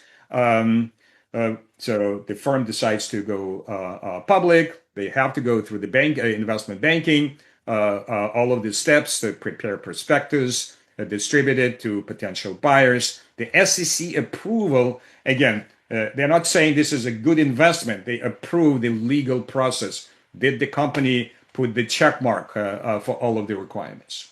All right. And then investment bankers and clients decide what type of support. So typically, investment bankers, after all of these steps, determine the price. And they say, we guarantee this price to you. So when you go public, that's the minimum, that's the price you will get. Obviously, investment bankers take the risk. All right. So very often, and it comes from academic studies to a large degree, investment bankers are underpricing shares because they take this risk. So they're not able, if they are not able to sell at a particular price, they have to pay this price to the company. So they take in the risk. So academic studies determine that very often the IPOs in particular are underpriced to protect investment bankers from this risk. Investment bankers can offer a different approach. They can say, we can do best effort. All right? Meaning, we'll sell at whatever price is in the market. We're not going to guarantee this. Obviously, companies prefer guaranteed rather than best efforts. Okay? They agree on the price and they expect certain amount of money raised to, this is typically done for investment purposes. So that's the, a second best will be the best offer. A private placement, some of the investments are not large enough to go to the capital markets in general. You might have one or two, maybe few institutions, like a big retirement fund, and a company issues, let's say, $100 million in bonds. That retirement fund, and think about, let's say, California Teachers Association retirement. It's a $300 billion fund. They can easily buy $100 million, just a whole issue. So that's called a private placement. So instead of going to the capital market, the investment bank will approach a big investor like a retirement fund and say, would you like to buy the whole thing? That will be the private placement. So, and they will keep it until maturity. They might sell it then to institutional investors later on, but typically it's placed within a couple of, maybe 3-4 different institutions. So it's a private placement investment. All right. Let me finish with the size of the market. And I'll give you two different data sets. One is for equity, one is for corporate bonds. And as you see, in red, you have the IPOs, and in blue, you have the secondaries, meaning existing publicly traded companies. They go second, third, fourth time to raise money. So you see the IPO is a smaller market. So this is in billions of dollars. So 2021, post-pandemic, was a big jump. So 150 billion was raised in IPOs in the United States. These SEOs are more than 200 billion. So altogether, if you go this 250, 150, so about, maybe at a peak, maybe $400 billion. All right. If you go to debt, corporate bonds, that is a much bigger market on annual issuance. So there was a dip in during the pandemic, obviously the recovery in post-pandemic 21, but this is again in billions of dollars. So we're talking about more than $1 trillion on annual basis. And that's, again, going back, some students get surprised. We always talk about the stock market, but the bond market is much bigger. Why? One of the reasons, we already touched on this. Remember, equity is a permanent capital. You issue equity, it sits forever on your balance sheet. Debt matures. So whenever at maturity, 10 years, even 20 years, it will expire, and the companies will need to replace it. So the maturing debt has to be reissued. That's why the bond market is much, much bigger. Okay, because it has to replace the maturing debt and get into growth. If they need more capital, they need to issue more. So bond market is a very large market, especially in the United States and overseas. Again, companies rely more on debt than equity in their investments. All right, especially if they plan to recapitalize and increase the debt proportion of the capital. That's where they go to issue debt. So the point I was trying to make, those services are very expensive. All right. And this is tied to a dividend policy. So let me talk about a dividend policy. Tatiana? Yes, thank you. I just wanted to ask you regarding that statement that you made that usually companies are more likely to get additional debt rather than to get the equity share rise. But why is that? Because from my logic, I think the debt to assets or debt to equity ratio is usually the best one for the companies, the lower it is, right? Because it's more the company is more attractive towards investments. So why do they not go for the equity instead of they go to debt? Okay. Based on all examples in this class so far, if you think about the rates, is cost of equity higher or lower than cost of debt? Cost of equity is higher. Because of what? You're right, but because of what?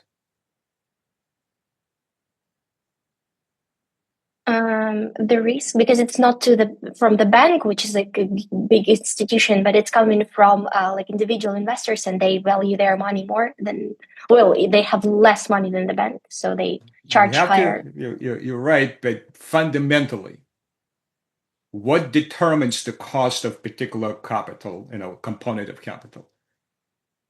The risk. Mm-hmm. You have to think about the risk. So think about this.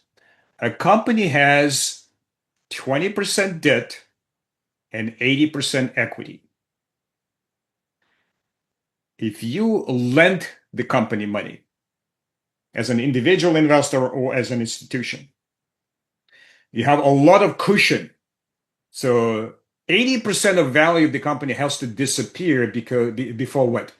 Before you face any losses.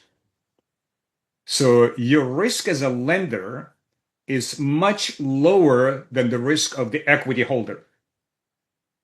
That's the reason the cost of debt is much lower. Again, everything is driven by risk. All right? Does it make sense?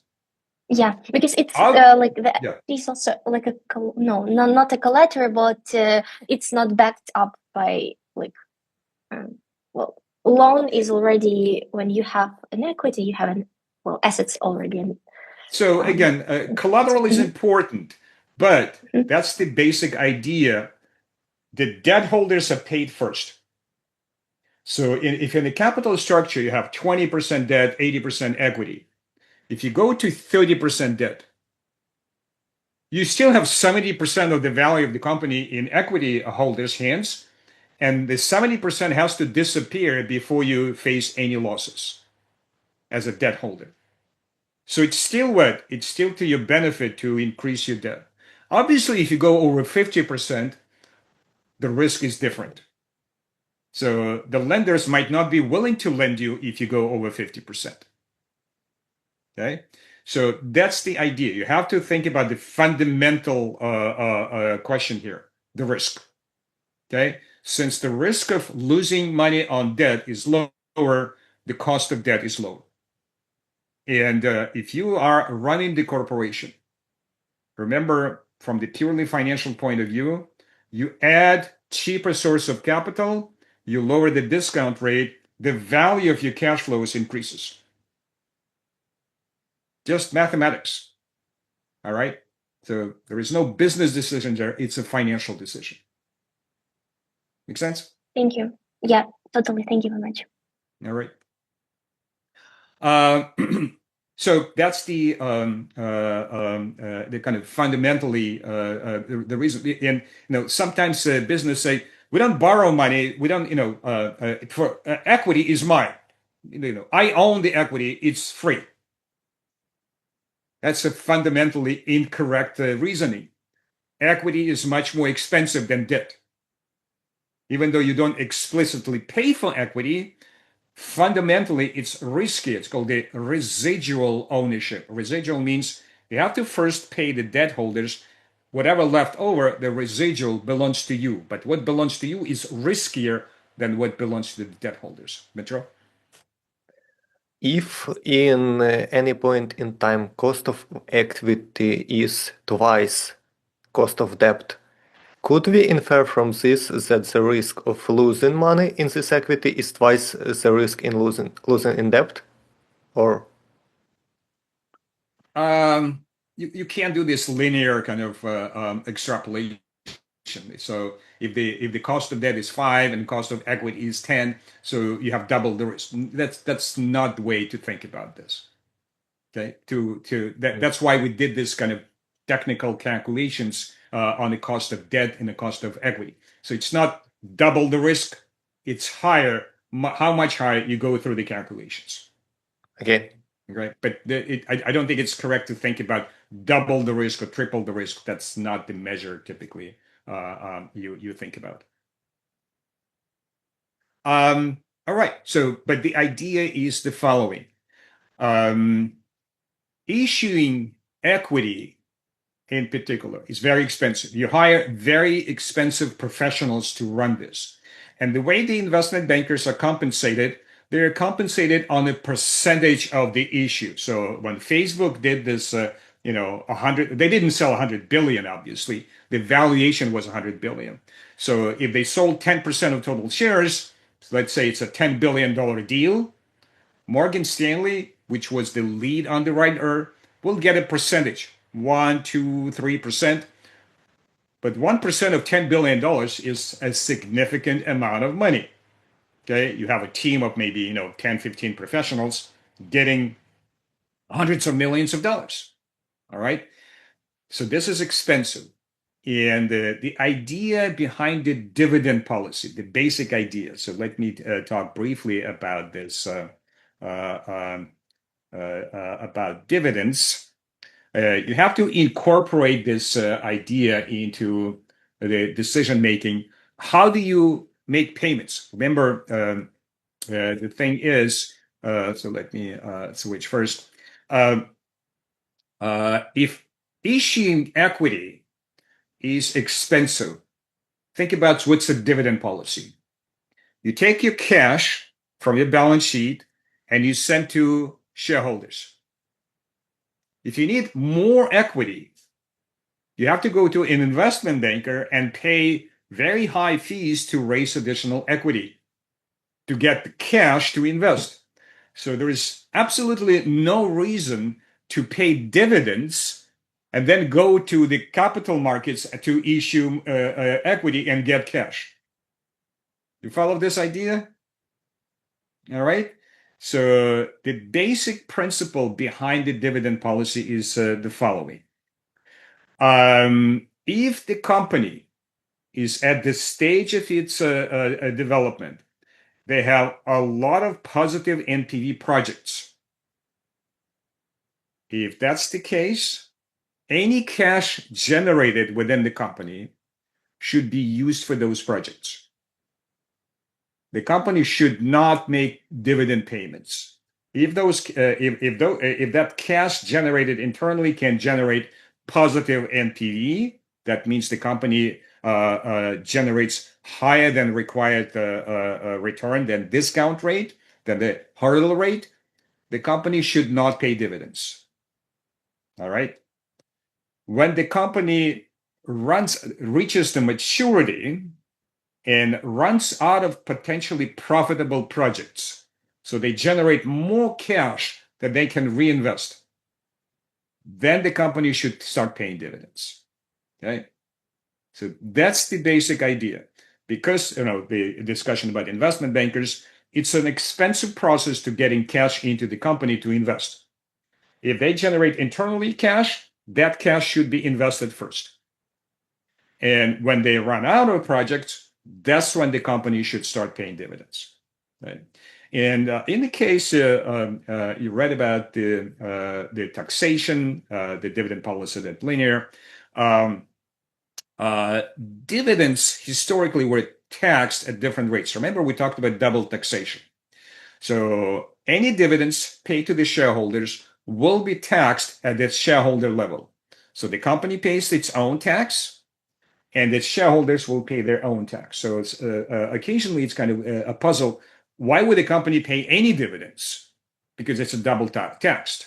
And that's where in your reading you should have come across something called the clientele effect. Okay, what's a clientele effect? Some investors like to receive dividends. So when I eventually retire, my investment portfolio will consist of dividend-paying stock. Why? Because that would be my income. I'm looking for receive income. So I will be investing in dividend-paying stock. You should not invest if you have any extra funds, after you're done with your schooling, you start savings. Early in your career, you shouldn't invest in dividend-paying stock. Why? Because you would have to pay taxes on this. You will be paying taxes. Again, this is more a kind of American-centric, but should be extrapolated to pretty much anywhere. If you have an income, you receive your income, you pay your taxes. There is no reason for you to pay extra taxes on your dividends. So you should invest in companies. They pay no dividends. They only increase in value. So your portfolio will grow, but you're not going to get cash to start paying dividends. So depending on that's the clientele effect. All right. So Microsoft, it started, as a startup, venture funded, grew to a certain size, and then it became so profitable that they started to accumulate these billions of dollars in cash. They couldn't reinvest it anymore. So shareholders started saying, maybe you should start paying dividends. And they started in 2003. Why 2003? In 2003, it's hard to believe, but the US government was in surplus in late 90s and early 2000s. So what does it mean? They collected more in taxes than they spent. So they said, all right, let's lower the tax rate on dividends. And that's what they did. So the dividend tax rate went below the regular tax rate. So if you get a paycheck, you pay about 30% taxes. On dividends, they lowered it to 15%. So investors, especially those that were looking for income, they said, this is great. My dividend income will be taxed at a lower rate than my regular income. Pay me dividends. So Microsoft started in 2003 after the government lowered the dividend tax rate to 15%. Okay, and now it's 20. Was changing over time, but still lower than the regular tax rate for most of the earned income. Okay, so that's one of the reasons you have the people, investors are looking for income, and they would like to invest in companies that pay dividends. All right, so that's the driver behind the dividend paying. It's called the payout policy. But obviously, companies have a different way of returning money to the shareholders. The other way is to repurchase shares in the open market. Remember, we talked about Midland case.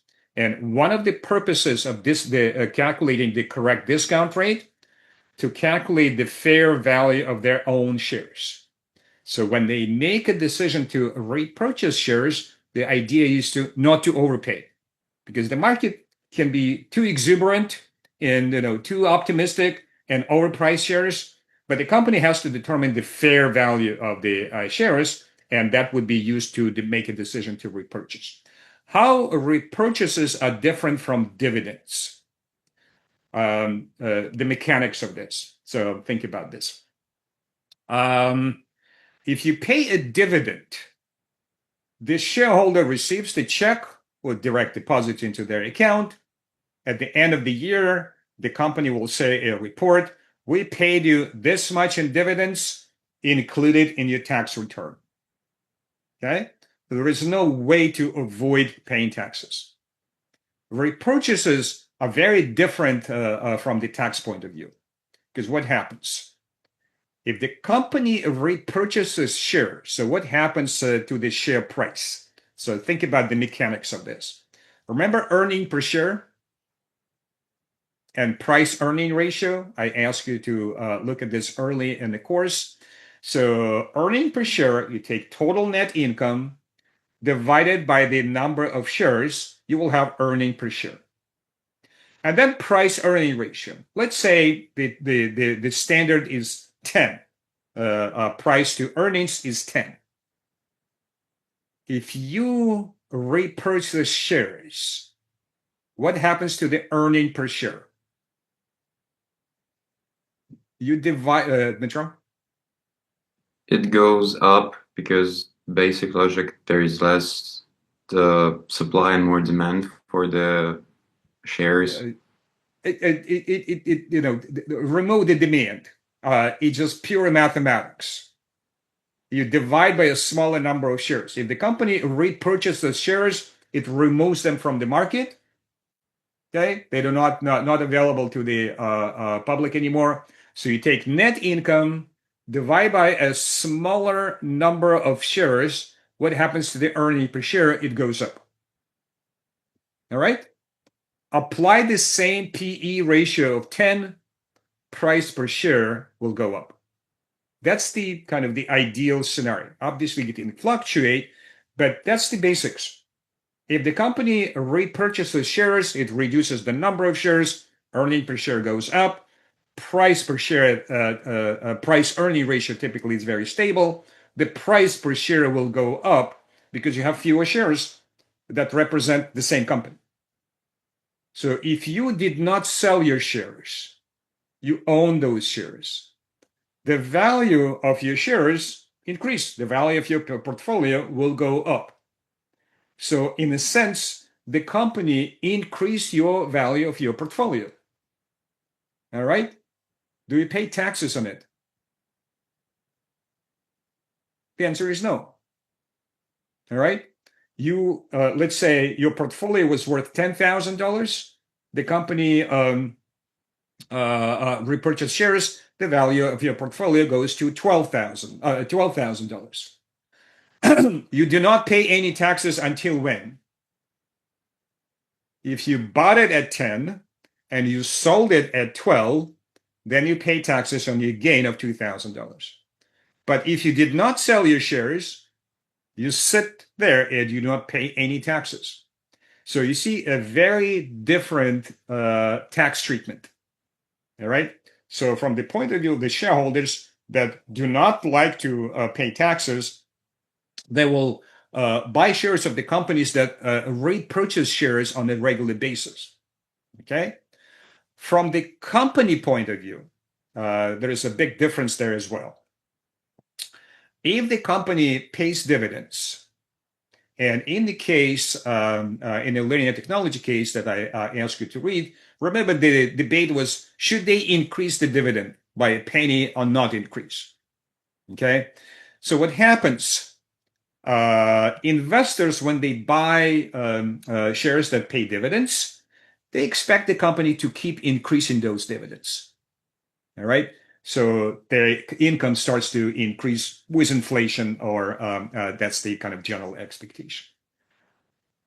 cutting the dividend or not increasing the dividend is considered to be a bad signal. That's the signaling theory behind dividends. So if the management started paying dividends, they are expected to keep increasing dividends. And if they do not, that says, oh, the company is not able to increase the dividend, bad signal. Repurchases, on the other hand, happened on irregular basis. It's not like the company says, we will purchase $1 billion worth of shares every year. It's a one-time decision. The company makes a decision if they have extra cash to repurchase some shares. There is no expectations that the company will continue repurchasing. All right? There is no promise on this. So it's a much more flexible tool for the companies. All right?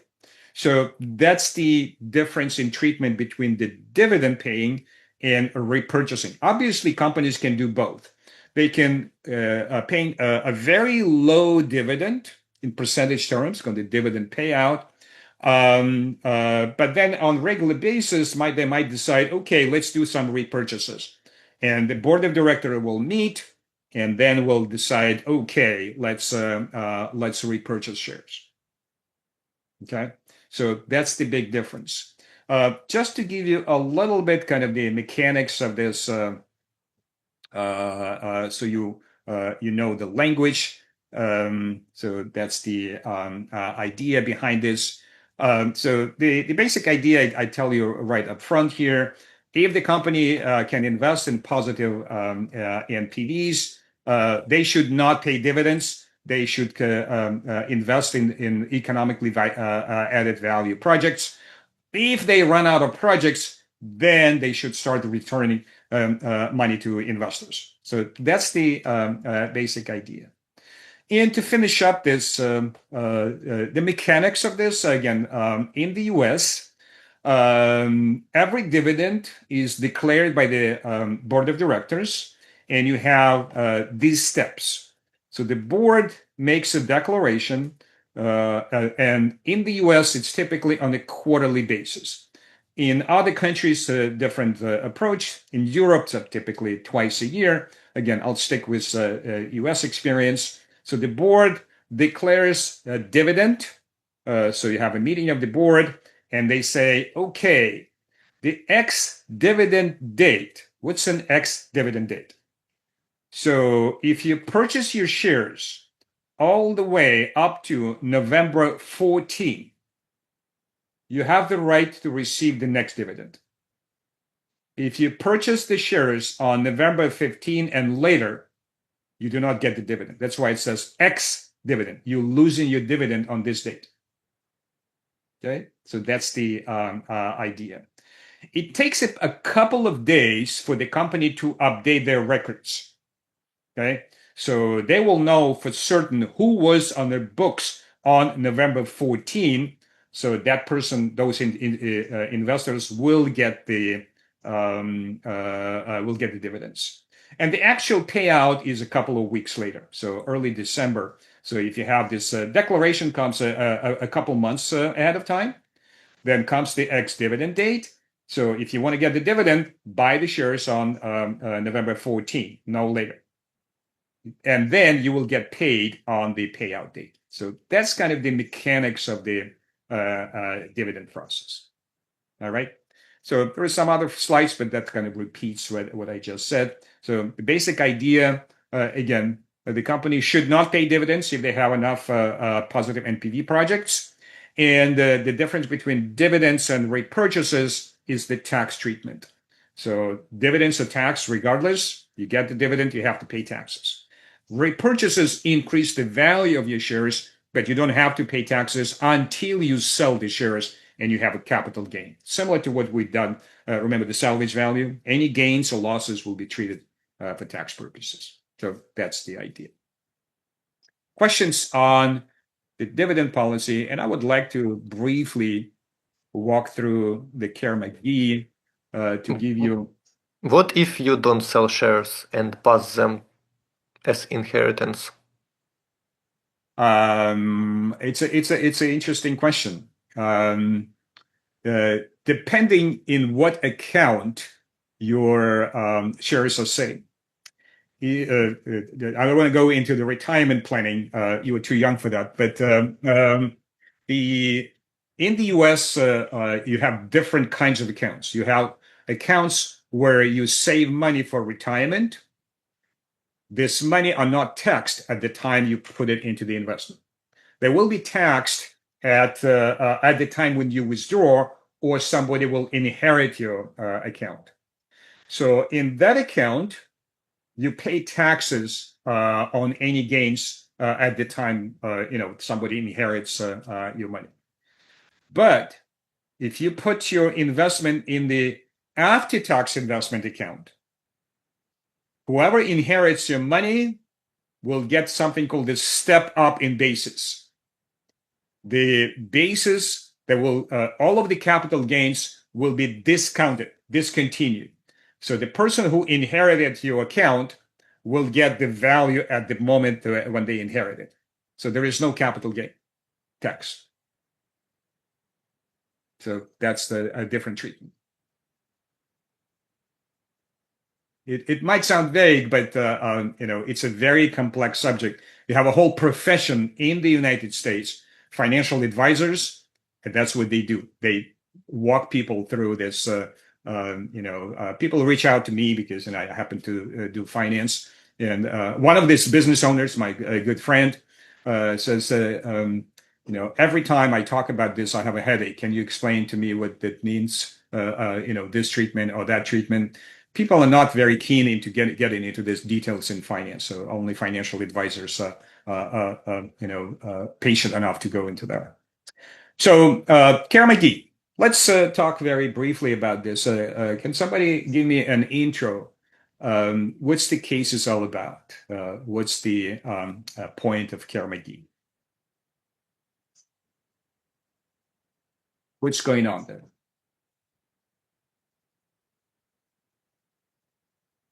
I can call on volunteers. I can appoint somebody to be a volunteer. Just a basic idea. Who is involved, what company, and what their activist investor is trying to do. Elizaveta? Yes, I can make a short introduction. So, Kerr-McGee is a company which it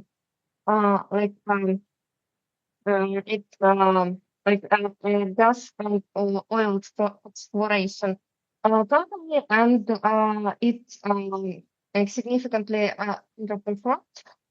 So, despite even high oil prices in the year 2004, if I'm not mistaken, and so that activist investors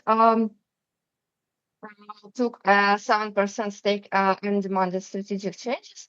They wanted to sell the firm's chemical division, sell part of oil reserves in forward, and use the cash to repurchase shares. But managers resisted their decision because they argued that those actions would harm long-term growth of the company, and it will reduce reserves and exploration capacity of the company. So, what we need to do is to determine if Kerr-McGee was really undervalued, and how much of its value came from existing reserves and new exploration, and whether continuing exploration was economically viable. So, all right. I think it's a very good summary.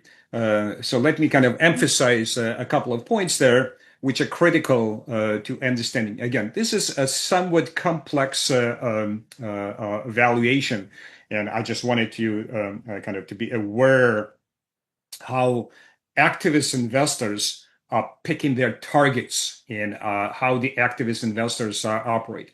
Carl Icahn, he's still around. He's in his 80s. He started his career in 1980, so a long time ago. And at that time, he was called a vulture investor. So what's a vulture investor? He attacks companies. Right. So that's the typical position. He takes a big position and he forces the company to what? To change their strategy. Okay. And his basic idea is attacking badly managed companies. That's his motto. And how does he determine what's a badly run company? And I usually show the clip with him speaking, say, I was called the vulture investor. Today, I'm called the activist investor. I do exactly the same thing. So he takes a big position and he calls on the board of directors to change the company policy. So let me walk through this and you will see where does he come from and how to think about this a particular case. So, Pierre McGee. So I showed you this slide early in the course when we talked about the relative valuation. And based on this relative valuation, so here's the Kerr-McGee, here's the share price. If you go through a standard process, that's what we did in class. You collect the data on the industry, similar companies.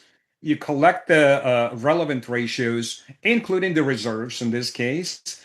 You take the company's variables, you apply the ratios, and you figure out the enterprise value of the company minus debt was a very small amount of cash. So you have the equity value divided by the number of shares. You have a value per share, which is somewhat higher than the market price, but not dramatically. You wouldn't kind of bet billions of dollars or hundreds of millions of dollars on taking all over this company. So what is the proposal? And so this is coming from the case. They have the reserves, and Kerr-McGee says there is a contract available in the industry, in the oil industry. It's called the VPP, volumetric production payment. You take part of the reserves that already developed and ready to be sold, and you sell them forward. Okay, you get your cash upfront. So this is a 5-year plan. So you are at time 0, and in 5 years, you get your cash right now. You get the total payment right now. And for the next 5 years, what you need to do is to what? To deliver that oil. Okay? You get the payment, and then the next, you still need to spend money to extract this reserves and deliver it to the customers, but the cash comes in already. You're already getting the cash. Okay? So sell 200 million barrels of existing reserves. Sell the chemical business, titanium dioxide business. Yeah, I sound like I know something about chemistry. I do not. I just like this name, titanium dioxide. And take the money here, take the money from this VPP, and repurchase shares. This is important. This is part of the plan. Do not invest a penny of this cash into the company's business. Take all of this cash from chemical business, from the VPP sale, and repurchase shares. Nothing else. This is important. Okay, so that's what was pointed out by Elisaveta. So that's the important part.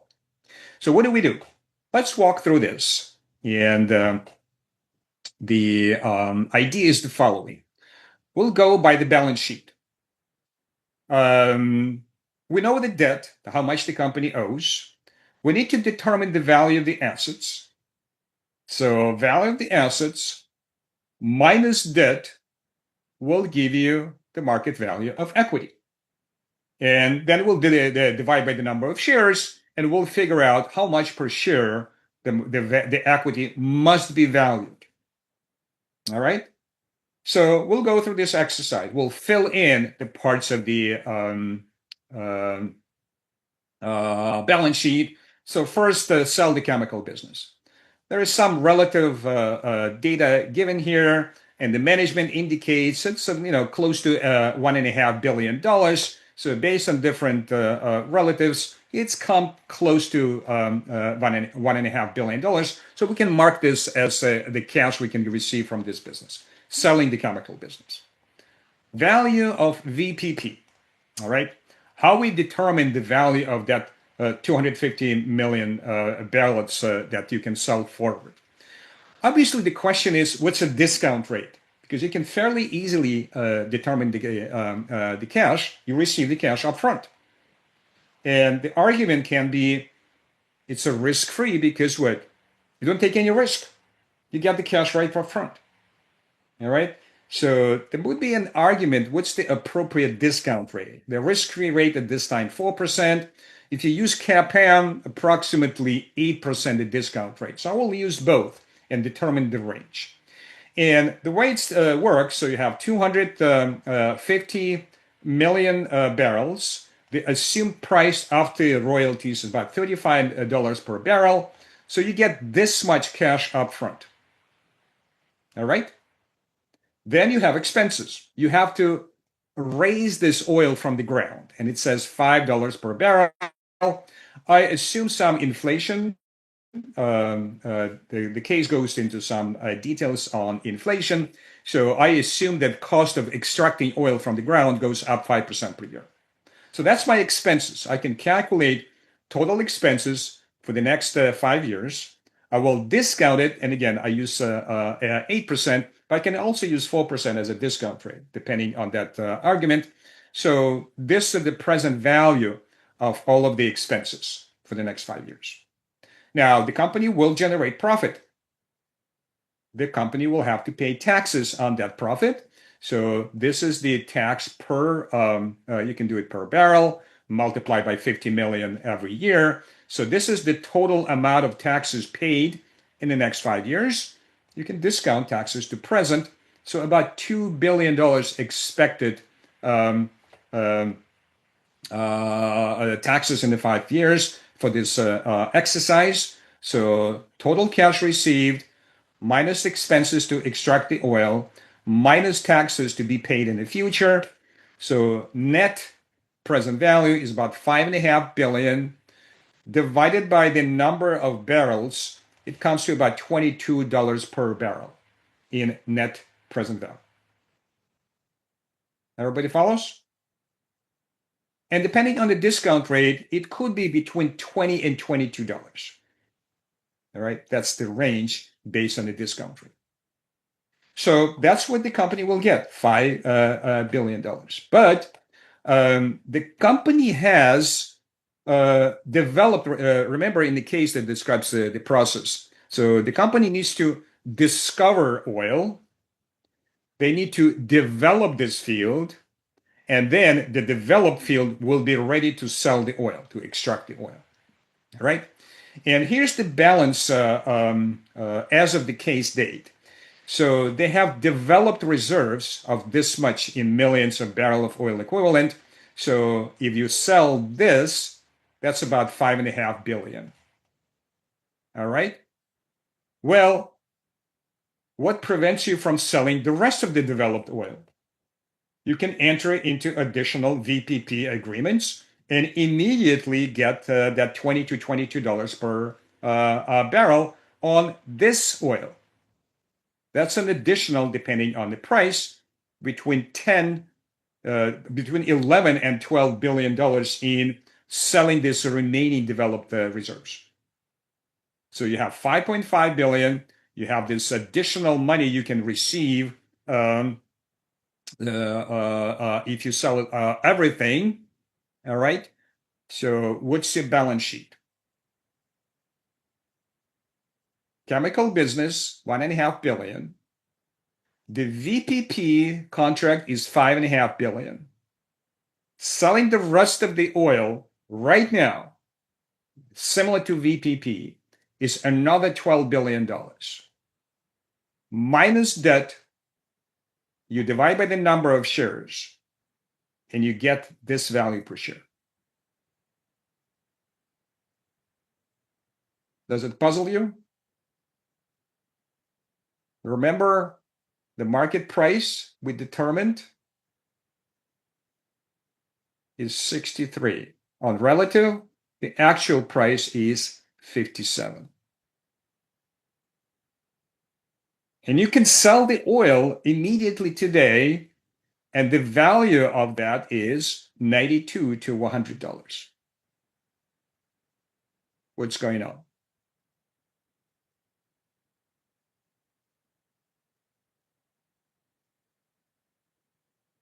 You have something on the balance sheet that takes $100 per share and pushes it down to 60. That means what?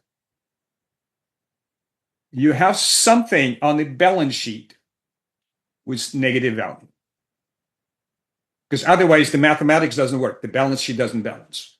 You follow the logic there? There is something that the company does that has a negative NPV value. What is that something? And bear with me, I will post it so you will see it. But that's how to think about this. How the activist investor finds their targets and say, there's something wrong here. The true value is way more than, because there is undeveloped reserves. They also have some value. Okay, so if you add it, it's going to be more than $100 per share. But yet the market says it's 60. All right. So let me walk you through again. This is a little bit convoluted. There's a lot of numbers there, but bear with me. I think that's a useful exercise. So what I will do, I'll make certain assumptions. This is based on the case. So you have to find the oil first. It takes between immediate to 2 years. Then you have to develop this field to get ready to sell the oil. And then you produce the oil from this developed field over 3 to 10 years. That's come directly from the case. I make these assumptions for my calculations. So it takes a year to explore, to find the oil. It takes 4 years to develop the field, and you will be selling this for 8 years. And I do everything based on 1 barrel of oil. So I'm looking for oil. I'm finding 1 barrel. I develop this barrel for 4 years, and then I extract it over 8 years. It's the same barrel of oil. All right. And here's the actual calculations. And there's a lot of numbers, so I broke it into the 3 stages. Okay. Exploration, development, and production. And I'll go backward. Okay. So in these assumptions, 1 barrel is $40. And since I'm selling it over 8 years, every year I collect $5. So you see how this works? 1 barrel. That's the same barrel. The $40 will be collected over 8 years, so it's $5 per year. I do the cost of lifting. Depreciation comes from exploration and development. So all of these expenses will be capitalized, CapEx, and then depreciated over the period of extraction. So I go through the standard process. I calculate EBIT, I calculate after-tax EBIT, free cash flows, and discount them to present. So only this period, production. And I come to about $18 per barrel in net present value as of this point. Okay, so this is the NPV at the start of the production period. Then I step back 4 years because I need to develop this field. And remember, development is $10 per barrel. I break it into 4 years. So it's about $250 per year, but because of inflation, it goes up in the future. Okay, but that's the source of it. So I developed the same barrel for 4 years, $2.50 each year, but because of inflation, so I only have this development. This is the CapEx. So when I step back, on average over this 4 years, my NPV is about $8.40. All right. And then I step back to finding the oil, the exploration period. And again, this is given into the per barrel, $8. When I include that $8, this is on average, but if I step from this to this, I get the NPV of $2.20 negative. So what does it mean? Every barrel of oil that the company is finding is a negative NPV project. And that goes back to why. Remember the technology that Kerr-McGee is implementing? They finding oil where? Under the sea. Deep water drilling. On the sea. So they are very proud of their technology. They're very, engineering-based company. But what happens? It's extremely expensive. All right? And that's where most likely whoever works for Carl Icahn, look at specifically this thing. Finding the oil at Kerr-McGee versus other oil companies. See the difference? So that's what makes the NPV of finding oil negative. Their technology is just too expensive. And that's it. All right? The company should not pursue negative NPV projects. And that's what Carl Icahn says. Do not take a penny of this cash that you generate and invest in the business. Repurchase shares. Because every dollar you invest in finding oil, you will lose money on it. Unless the oil price goes up, there is no way you can make money, you can make positive NPV projects based on this economics. All right. So I hope that give you, again, this is not a kind of a simple case. I'll post it for you to review. But that's how to think about a per unit NPV analysis. Okay? And it happened many times. A marketing department will come to me and said, we have this wonderful project. This product will generate millions of sales. And I go through my NPV calculations, and I will say, and we will lose money on every single product we sell because NPV is negative. But this is such a wonderful, unless it's a positive NPV project, there is no reason the company should pursue it. All right. Obviously, I'm not a popular person at that point, but your professional position is undermined if you agree with something that does not fit the basic fundamentals. All right. So let me wrap up on this. I don't want to go too much over. The questions I did get for the Q&A mostly were about the career advice. So I answered those directly to students. I think one of the questions that typically is asked about the CFA, the Certified Financial Analyst, should you pursue that designation? There is a 3-level exams. I think some of you are familiar with this. And it has to do with something that I discussed today about investment banking, the sell side and the buy side. If you see yourself working in the buy side industry, managing money for other people like mutual funds, retirement funds, and so on, CFA designation is almost a must. Okay. It's highly recommended. You don't have to have a master's degree. Actually, undergraduate is fine. The program that you went through and going through gives you a lot of fundamentals there for the CFA designation. So I would highly recommend going through the process again. It's not an easy exam. I was told that the pass rate on the first one is about 50%. But it's worthwhile if you have your resume, your name, CFA, and you apply for a buy-side business career, that's a big plus. Okay, so I answered that to a couple of students, but I think generally that applies to everybody. So I hope this course gave you some insight on corporate finance. Again, it's a fairly technical class, but I hope that was useful for you to go through and get the insights on how this works and finish up with your individual project.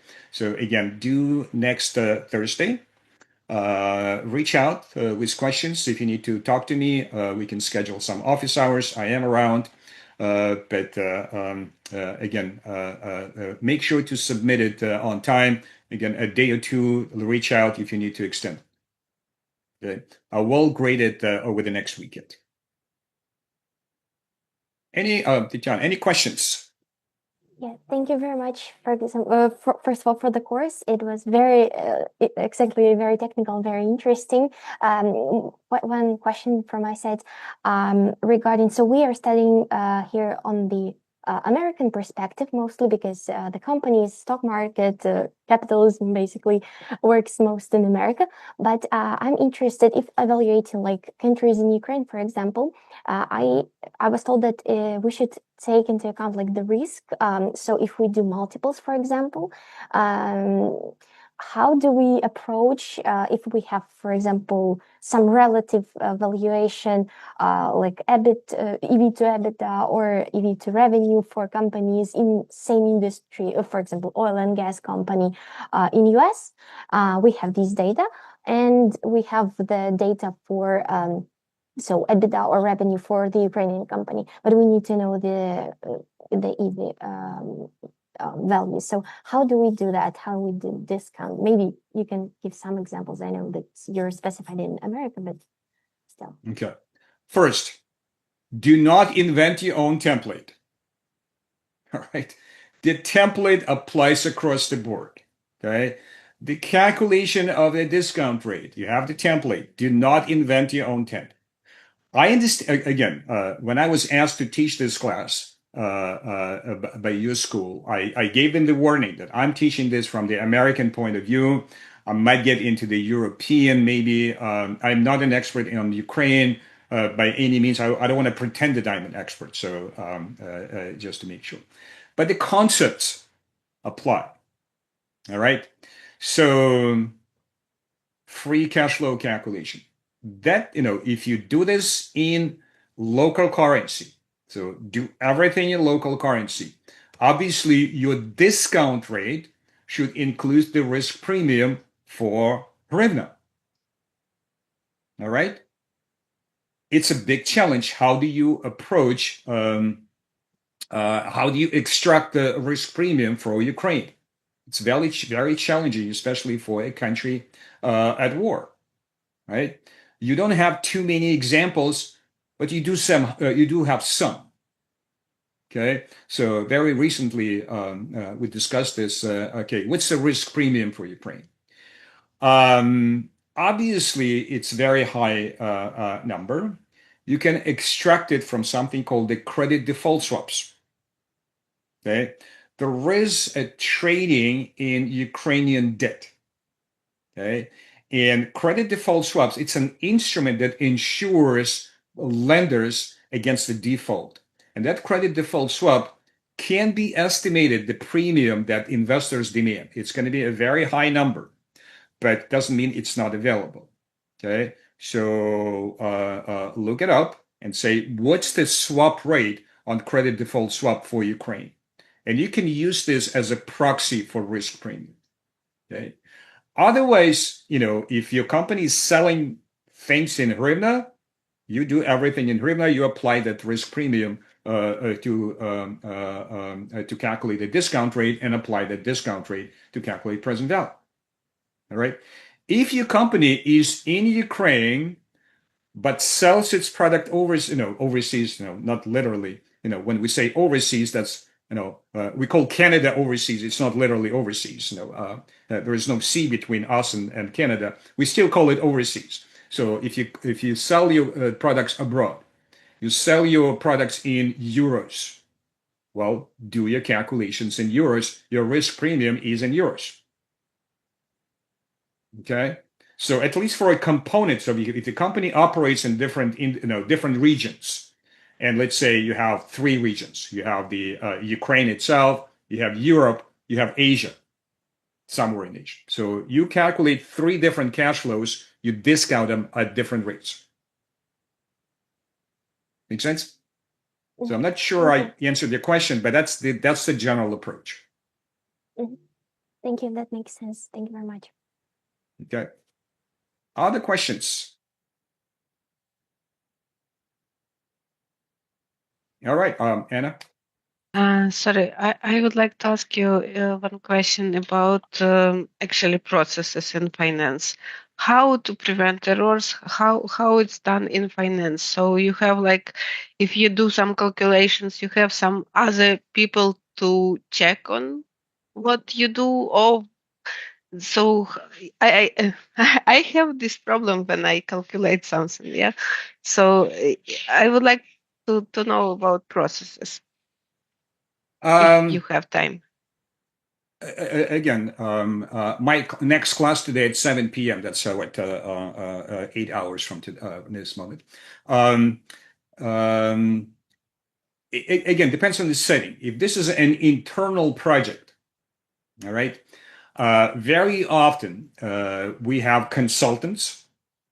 Okay, they come in. They're a team. We pay them money, obviously. They come up with this model, the NPV model, and who checks that model? I do. So this is a principle of something called the 4I principle. What's a 4I? You have 2 people with 4 eyes, so at least 2 people will look at the same thing. So you don't have somebody making a mistake and nobody's checking that work. You can still miss a mistake, right? So the process itself. And in some, I think I mentioned that I worked in London for a number of years, and they formally require every financial projection to be signed off by 2 people. 1 person cannot approve it, right? So that's the principle of 4 eyes. So you have the process, you have 1 person going through, you have the second person going through and signing off on these projections, okay? At the very minimum. I hope that makes some, gives you some answer. Thank you a lot. Okay, Anastasia. Thank you. May I ask you a follow-up question on the professional advice that you were talking about earlier? So you talked about CFA as a possible certification, and I was wondering, what do you think about the CIMA certification? Is it worth it, or is it better to go for CFA? If you have knowledge about what may be more helpful. Again, you would need to tell me, it could be a separate private conversation, where do you pursue your career?